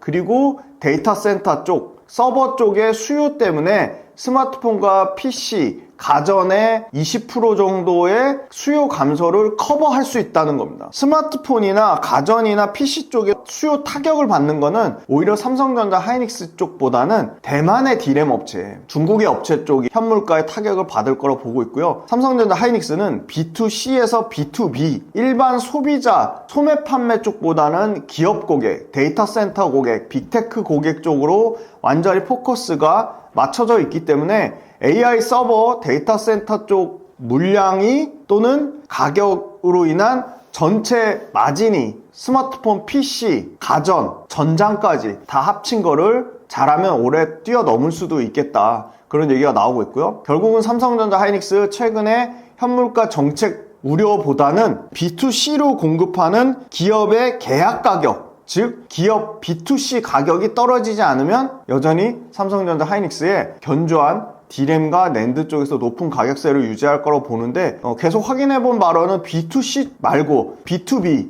AI 데이터 센터 쪽, AI 서버 쪽의 기업 간 고객의 가격은 떨어지지 않고 있다. 왜? 고정거래 계약을 하고 있고요. 기존의 분기 단위로 3개월 단위로 계약을 했다면 지금은 3년 단위, 길게는 5년 단위까지 계약을 요구하는 경우도 있다고 합니다. 그래서 삼성전자 하이닉스 쪽은 대략 농담 삼아 가격을 60% 정도 올리려고 하는데 고객사 쪽에서 먼저 100% 가격 올려줄게 이렇게 역제안하는 경우도 있다고 해서 사실 이 부분이 삼성전자 하이닉스 모두 높은 가격세를 유지한다고 하면 현재로서는 이익이 꺾일 우려는 상당히 제한적이다. 유가 관련돼서 원재료 가격 올라가는 거는 삼성전자 하이닉스하고는 크게 연관은 좀 없어 보입니다. 그래서 유가 관련된 부분, 지금 유가가 또 빠지고 있죠. 어제 보니까 유가가 17% 급락이 나왔어요. 그리고 삼성전자 평택의 P4하고 P5 공장이랑 SK 하이닉스 용인 클러스터 공장이 드디어 증설을 하거든요. 근데 그 증설이 실질적으로 가동되는 시점은 아직도 1년 반 정도가 남아 있습니다. 무슨 말이냐면 삼성전자 하이닉스 모두 증설하겠다고 해도 그게 실질적으로 가동되려고 하면 최소 2년이 소요됩니다. 시간이 소요가 분명히 필요한 겁니다. 그러니까 지금 반도체 삼성전자 하이닉스보다 훨씬 더 주가가 탄력적으로 더 세게 움직이는 거는 반도체 소재 부품 장비입니다. 반도체 소재 부품 장비도 계속 실적의 눈높이가 상향되는 거는 공장 세팅은 1년 6개월 뒤에 하더라도 소재 부품 장비가 먼저 들어가 있어야 돼요. 그러니까 반도체 소재 부품 장비가 먼저 주가가 움직이는 거고요. 결론적으로는 삼성전자 하이닉스도 공급이 늘어날 건데 그 공급이 늘어나는 시점이 아직도 1년 정도의 여유 기간이 남아있으니까 삼성전자 하이닉스가 가격이 공급 때문에 수요보다 공급이 많아지면 당연히 가격이 박살나겠죠. 그 가능성이 매우 낮다는 겁니다. 공급이 늘어날 때쯤 되면 삼성전자 하이닉스 기대하는 거는 차세대 메모리 반도체라고 하는 여러 가지가 있죠. 소캠이 있을 수 있고요. CPX가 있을 수 있고요. 다양한 하이브리드 반도체가 있을 수 있고 이런 최첨단 패키징, 후공정 패키징이 발달된 추론형 반도체, 그러니까 아식 주문형 반도체의 업그레이드 버전이 계속 나올 거라는 겁니다. 그래서 새로운 차세대 반도체가 나올 때쯤 공장이 증설되니까 그러면 차세대 반도체에 대한 수요를 담당할 증설 공장에 대한 물량도 엄청 늘어나는 상황은 아니다. 그거보다 또 구조적으로 중요하게 보는 거는 HBM이 기존 일반 D램이나 기존 메모리 반도체의 캐파를 3배 넘게 차지하기 때문에 HBM이 늘어난다는 거는 일반 D램을 늘리고 싶어도 못 늘린다. 즉 HBM 때문에 일반 D램에 자연 감산분이 생기는데 특히나 삼성전자가 올해 HBM이 작년 대비해서 매출이 3배 늘어난다고 보고 있고요. 출하량 역시도 2.5배 증가한다고 돼 있어요. 그러면 HBM이 늘어난다는 얘기는 2.5배 늘어난다는 얘기는 삼성전자가 일반 D램과 낸드가 공급이 딸릴 수밖에 없다는 겁니다. 공급이 딸리니까 삼성전자 일반 D램과 낸드의 가격 상승률이 올해는 꺾이지 않는다는 겁니다. 삼성전자 하이닉스 모두 지금 공매도 잠재 물량이라고 할 수 있는 대차 거래 잔고가 많이 쌓여 있어요. 언제든 삼성전자 하이닉스 주가가 많이 올랐다고 생각하고 공매도를 때리는 세력이 공매도를 때리기 위한 대기성 자금이 대차거래 잔고거든요. 삼성전자 대차거래 잔고가 19조나 됩니다. 최근 들어서 정말 많아졌어요. 하이닉스 마찬가지 15조의 대차거래 잔고가 쌓여있다. 이거는 좀 조심할 필요가 있다. HBM 공급량이요 320억 기가바이트입니다. 보수적으로 본 건 아니고 320억 기가바이트는 대략 평균치로 예상이 됩니다. 전년 대비 64%의 상향 조정이 예상되고요. HBM3가 68%, HBM4가 32% 정도 증가를 예상을 하고요. 이 바탕은 역시나 서버용 AI 데이터 센터고요. 낸드 관련돼서도 서버 때문에 결국은 비싼 HBM을 다 못 쓰니까 그때그때 바로바로 필요해서 빨리 써야 되는 거는 HBM을 쓰고 나머지는 서버용 SSD에 저장해서 쓰자. 그래서 서버용 SSD가 HBM 단독으로 다 처리를 못하기 때문에 데이터 센터에서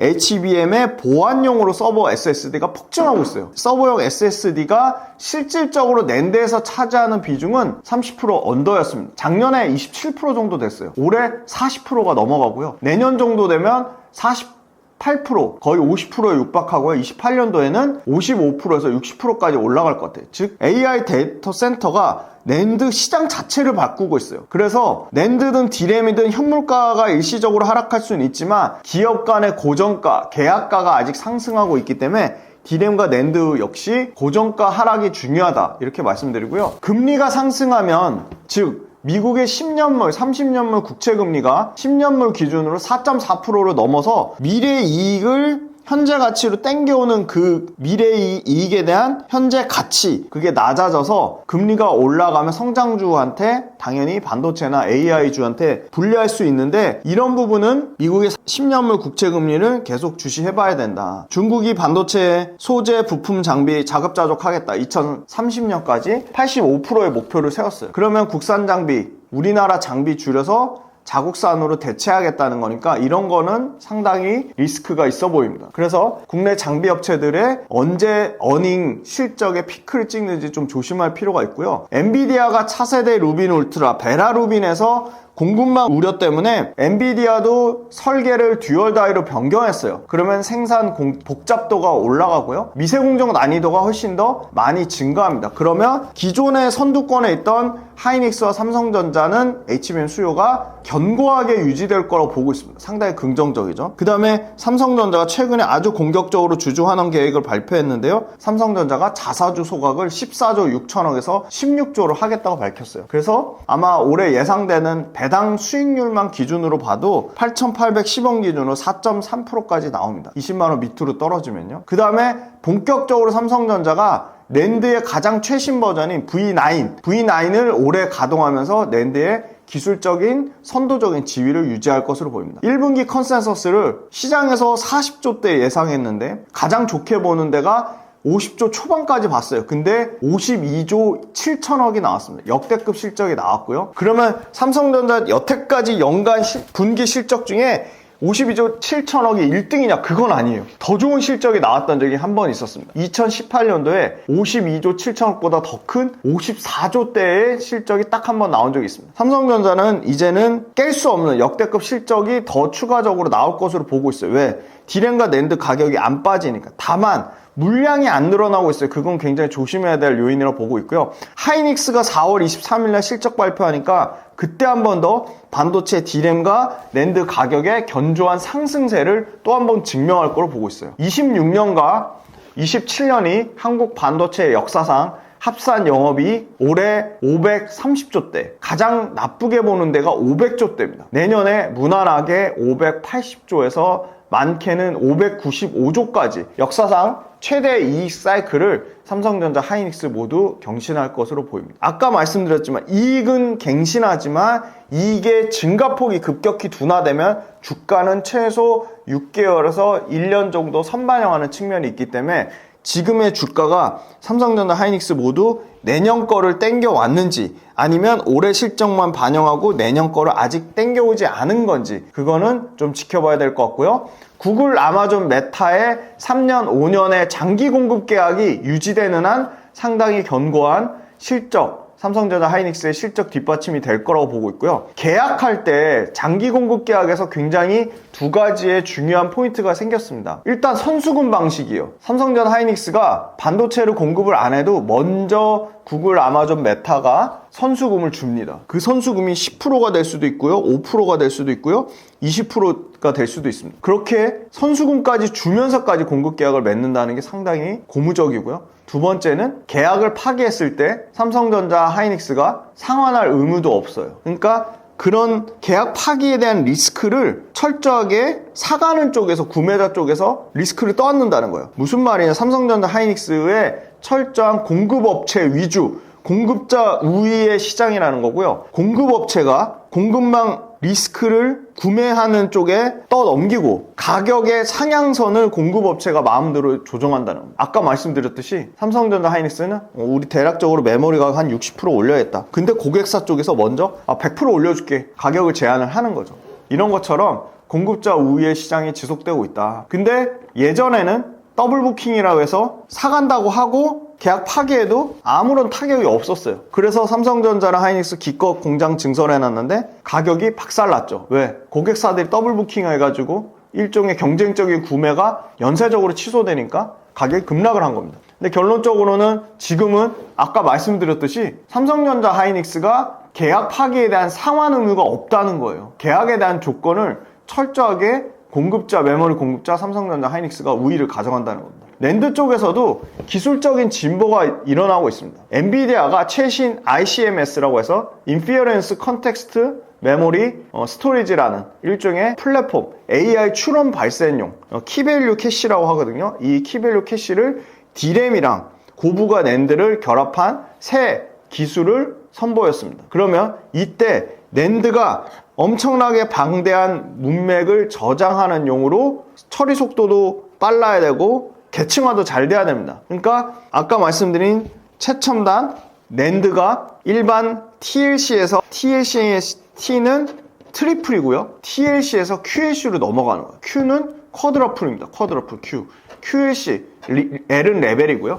QLC 단계로 넘어가면서 당연히 그 낸드의 탑 티어인 삼성전자 쪽으로, 낸드도 세계 1등은 삼성전자거든요. 기술적으로 낸드의 진보가 일어날수록 삼성전자가 더 독식해서 가져가는 구조인 거죠. 그리고 메모리 반도체 D램 쪽에 HBM이 있다면 낸드 쪽에 HBM을 표방하는 차세대 HVF라는 게 신제품으로 등장했습니다. 이것도 가장 빠르게 삼성전자가 개발해서 양산할 것으로 예상이 됩니다. HVF는 하이브리드 본디드 플래시입니다. 낸드의 HBM 버전이 HVF인데요. HVF 역시도 더 삼성전자나 하이닉스의 낸드 시장을 더 견고하게 만들 것으로 보고 있습니다. HBM 시장은 올해 연평균 71% 성장하고요. 내년에도 아주 긍정적으로 보는 데는 올해보다 성장이 더 뛰어난 85%의 성장을 보고 있습니다. 결국은 올해 일반 D램이 HBM을 가격을 앞질렀다. 일반 D램이 HBM보다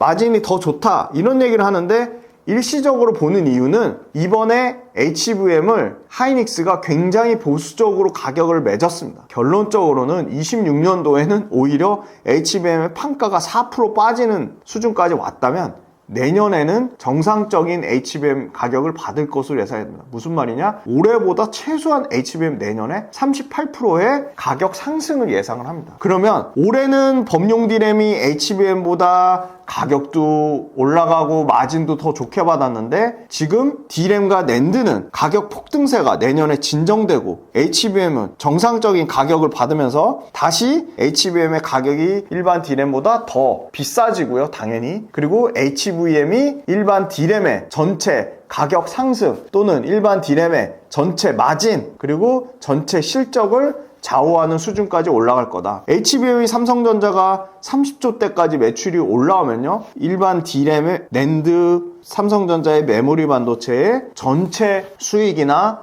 매출 사이즈에서 반도체 쪽에서 HBM이 30%까지 올라올 것으로 보입니다. 하이닉스는 이미 45%에서 50%를 육박하니까 여기서 더 상승하기는 쉽지 않아 보인다. 왜 그렇죠? 하이닉스의 HBM 점유율을 당장 올해부터 삼성전자가 뺏고 있습니다. 그래서 하이닉스가 작년에 거의 65%, 70% 거의 HBM을 거의 독식을 했다면 그 65%, 70%대 점유율이 50% 후반까지 내려오거나 50% 초반까지 내려오면서 하이닉스, 삼성전자의 HBM 점유율이 9%대에서 최대 좋게 보는 데는 33%까지 올라갈 것으로 보고 있습니다. 그래서 결론적으로는 메모리 가격 상승에 대한 수요 저항이 구조적으로 하락하는 국면이고, 수요 저항에 대한 가격의 구조적인 하락, 이 부분에 대한 가격이 올라도 AI 빅테크들, AI 데이터 센터들 고객들이 계속 살 수밖에 없는 구조가 과거에 가격 상승하면 수요가 급락하는 구조랑 완전히 다르다. 가격보다 안정적으로 메모리 공급 확보가 최우선 과제라는 이 AI 데이터 센터발 수요가 꺾이지 않는 한, AI 데이터 센터발 수요 꺾이는 거는 삼성전자 하이닉스로도 볼 수 있지만 샌디스크나 이런 낸드 업체들을 통해서도 충분히 확인할 수 있기 때문에 지금의 상황은 결론적으로는 철저하게 가진 자, 보유자의 영역이고, 중요한 건 내년에 이익의 성장률, 그 다음에 가격의 성장률이 급격하게 둔화된다고 보면 주가는 분명히 시차를 두고 빠르면 6개월, 길게는 1년 안에 선반영되는 효과를 누릴 거라고 보고 있기 때문에 저는 반도체에 대해서 긍정적인 관점은 유지하지만 조심할 필요는 있다고 보고 있습니다. 반도체주의 외국인과 기관 수급 현황은 어떤가요? 외국인과 기관 수급이 굉장히 좋지 않았죠. 그러니까 그 얘기를 하죠. 외국인이 코스피 시장에서 40조 넘게 매도했다. 거기에 70~80%는 삼성전자 하이닉스다. 근데 앞부분에 장황하게 삼성전자 하이닉스가 굉장히 펀더멘탈이 견고하다고 말씀드렸어요. 정말 줄기차게 외국인이 팔았습니다. 엄청나게 많이 팔았어요. 이게 삼성전자 PD님이 요 수급표 띄워주실 건데요. 하루 팔 때 조단이에요. 1조 5천원, 1조 2천원, 1조 2천원, 2조 2천원, 1조 8천원, 2조 팔다가 정말 모처럼 제가 어제 말씀드렸죠. 어제 처음으로 역대급으로 2조 가까운 외국인의 매수세가 들어왔어요. 개인들은 18만원, 19만원대 지금 많이 올라온 고점형에서 좀 샀어요. 근데 저는 이 개인 투자자들이 변동성에 흔들리지 않으면 충분히 수익 내실 수 있다고 보고 있어요. 다만 수익의 그 목표값을 너무 과대하게 잡은 거는 리스크가 있다. 자, 기관인데요. 기관은 외국인보다는 훨씬 적극적으로 높은 가격대에 매수가 들어왔습니다. 외국인 산지요? 보세요. 이게 빨간 게 사는 건데요. 최근 5거래일밖에 안 돼. 그동안에는 그냥 한 달 내내 팔았습니다. 그런데 기관이 먼저 배팅이 들어왔고요. 외국인이 들어왔는데요. 기관 쪽에서 다행인 거는 이 금융투자는 개인 투자자의 ETF성 물량이라고 보시면 되고요. 이거 뺀 거, 나머지 중장기 물량이 훨씬 중요합니다. 보험과 투신 중장기로 투자하는 거거든요. 중장기 물량이 들어왔습니다. 굉장히 꾸준히 연속적으로 최근에 사고 있습니다. 다행히 사모펀드, 완전 선수들 중에 선수입니다. 가장 수익을 잘 내는, 매매를 잘하는 정말 선수들 중에 선수들도 최근에 삼성전자를 사고 있습니다. 다만 연기금은 엄청 싸게 샀을 수 있잖아요. 삼성전자 6만원대, 5만원대, 심지어 4만원대, 7만원대 산 연기금들 이미 2배 넘게 수익이 났으면 포트폴리오에서 차익 실현 충분히 할 수 있는 겁니다. 중요한 건 삼성전자의 수급이 조금 바뀌고 있다. 외국인이 조금 사고 있다. 연속성이 나오는지는 조금 더 지켜봐야 된다. 하이닉스는 다른 입장이에요. 하이닉스는 삼성전자만큼 외국인이 많이 팔았습니다. 근데 삼성전자만큼 외국인이 공격적으로 사는 것 같진 않아요. 삼성전자를 더 사지 하이닉스를 사는 것 같진 않고요. 다만 기관은 하이닉스도 삼성전자만큼 공격적으로 삽니다. 반도체 투탑이니까 보험, 투신, 사모펀드, 금융투자 물량이 들어오고 있다. 훨씬 더 기관 쪽의 수급이 좋은 것 같아요. 자, 삼성전기는 전기 전자 쪽이지만 반도체와 아주 밀접한 관련이 있습니다. 반도체의 핵심인 기판, FCBGA라고 하는 플립칩 볼 그리드 어레이 기판을 만들고요. MLCC라는 적층 세라믹 콘덴서, 이것도 AI 서버에 반드시 필요한 핵심 두 가지 부품을 하기 때문에 반도체 업황이랑 뗄 수가 없어요. 자, 제가 빌리언스 캠퍼스라는 구독 모델한테 줄기차게 계속 강조해서 말씀드렸던 삼성전기 이게요, 시가총액 35조짜리입니다. 근데 연초 대비해서 거의 오늘 기준으로, 오늘도 폭등하고 있더라고요. 8% 넘게 거의 10% 폭등하는데 오늘 기준으로 1월달 대비해서 3개월 만에 100% 수익률이 났습니다. 지금의 가격대예요. 목표가가 60만원, 65만원, 최대 목표가 이제 70만원까지 나올 것 같아요. 외국인이 지금 가격대에서도 꾸준히 사고 있습니다. 기관도 사고 있고요. 여기 보시면 사모펀드와 투신과 보험 쪽 금융투자 매수세가 들어오고 있습니다. 그러면 이게 삼성전자 하이닉스만 사냐? 시가총액 반도체 소부장에서 제일 큰 건 한미반도체인데요. 한미반도체는 개인이 사고요. 외국인은 계속 팔고 있습니다. 한미반도체 외국인 팔고 있지만요.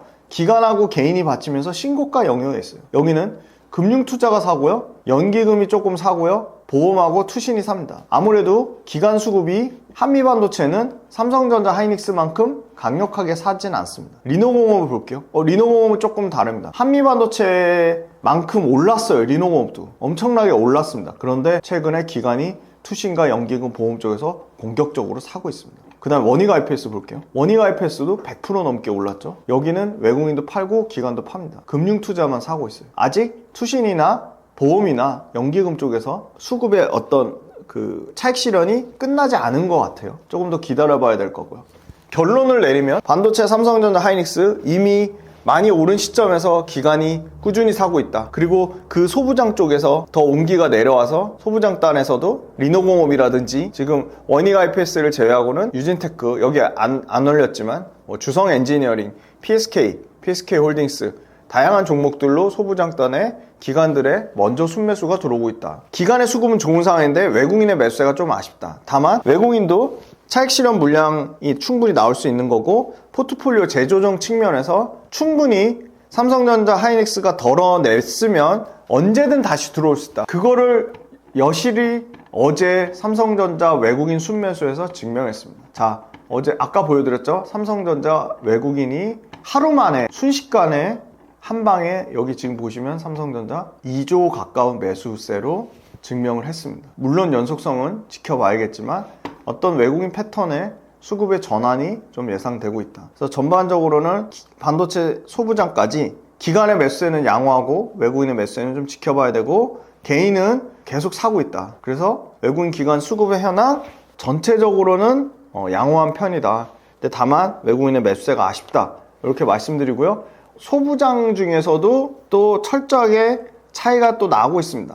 예를 들어 이런 겁니다. 한미반도체나 두산 테스나나 이런 후공정 쪽을 사는 기관이 있는 반면에 전공정 쪽에 장비 업체들 유진테크나 원익 IPS나 주성 엔지니어링이나 이오테크닉스나 이런 쪽 전공정 쪽을 사는 외국인들이 있다. 아무래도 외국인과 기관 쪽에서 갈리는 거지 결국은 외국인이든 기관이든 반도체를 사고 있다는 겁니다. 그래서 외국인과 기관의 수급을 유심히 잘 지켜볼 필요가 있을 것 같고요. 외국인과 기관의 수급이 아까 말씀드렸듯이 외국인은 전공정을 사고 기관은 후공정 쪽을 더 포커스를 사고 그러면 그 개별 종목에서 주가를 올릴 때 어느 쪽이 더 중점적으로 사는지 그게 그 수급의 주체 수급 즉 주체 수급의 주도 세력일 수 있다. 그래서 그거를 종목별로 봐야 된다. 그래서 결론적으로는 외국인 기관의 수급은 반도체의 가격 성장률, 그 다음에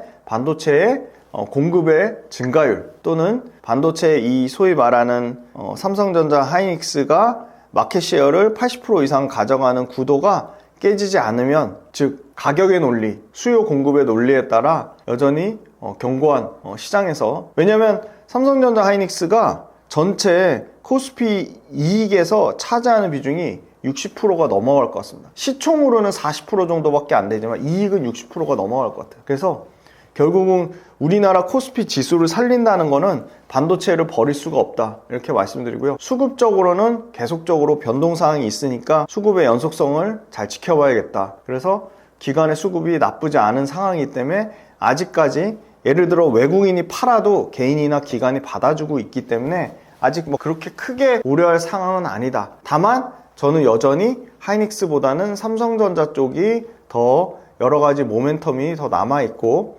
밸류에이션을 단순하게 삼성전자는 PER 7배고 하이닉스는 5배니까 하이닉스가 싸지 이렇게 판단하시면 안 된다. 그렇게 말씀드리겠습니다.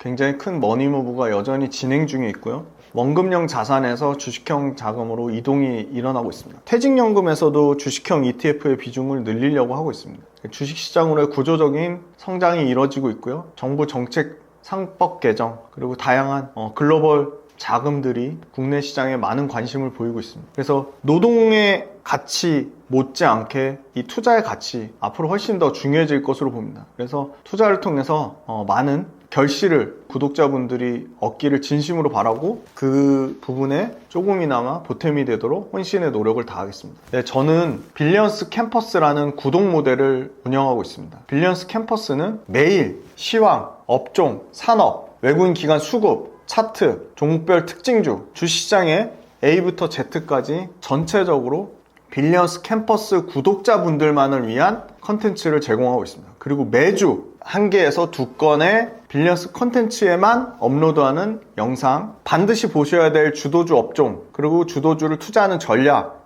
주도주가 어떤 기업이 있는지, 어떤 산업이 있는지 단 1개의 주도주도 놓치지 않고 시장보다 압도적으로 초과 상승 날 수 있는 기업과 투자 전략과 산업을 공부합니다. 그리고 빌리언스 캠퍼스는 빌리언스 캠퍼스 안에 분들끼리 끈끈한 네트워크를 형성하고 있습니다. 그래서 4월 25일 4월 마지막 주 토요일 오후 2시에 빌리언스 캠퍼스 구독자분들만 모시고 오프라인 강연회를 합니다. 물론 일부 유튜브 구독자분들도 같이 참여하려고 합니다. 그래서 4월 25일 오후 2시 PD님이 고정 댓글 띄워주실 건데요. 그 오프라인 서울 강연회 KTX 영등포역에서 진행하니까 많은 관심 부탁드리고, 빌리언스 캠퍼스가 컨텐츠를 더 늘리고 여러 가지 보완을 하기 위해서 부득이하게 2기에서 3기로 넘어갑니다. 그래서 부득이하게 가격이 인상되기 때문에 빌리언스 2기 마지막 모집이 이제 딱 6일 남았습니다. 4월 17일부터는 빌리언스 3기를 모집합니다. 3기에 부득이하게 가격이 인상되기 때문에 이것도 고정 댓글 달아주실 텐데요.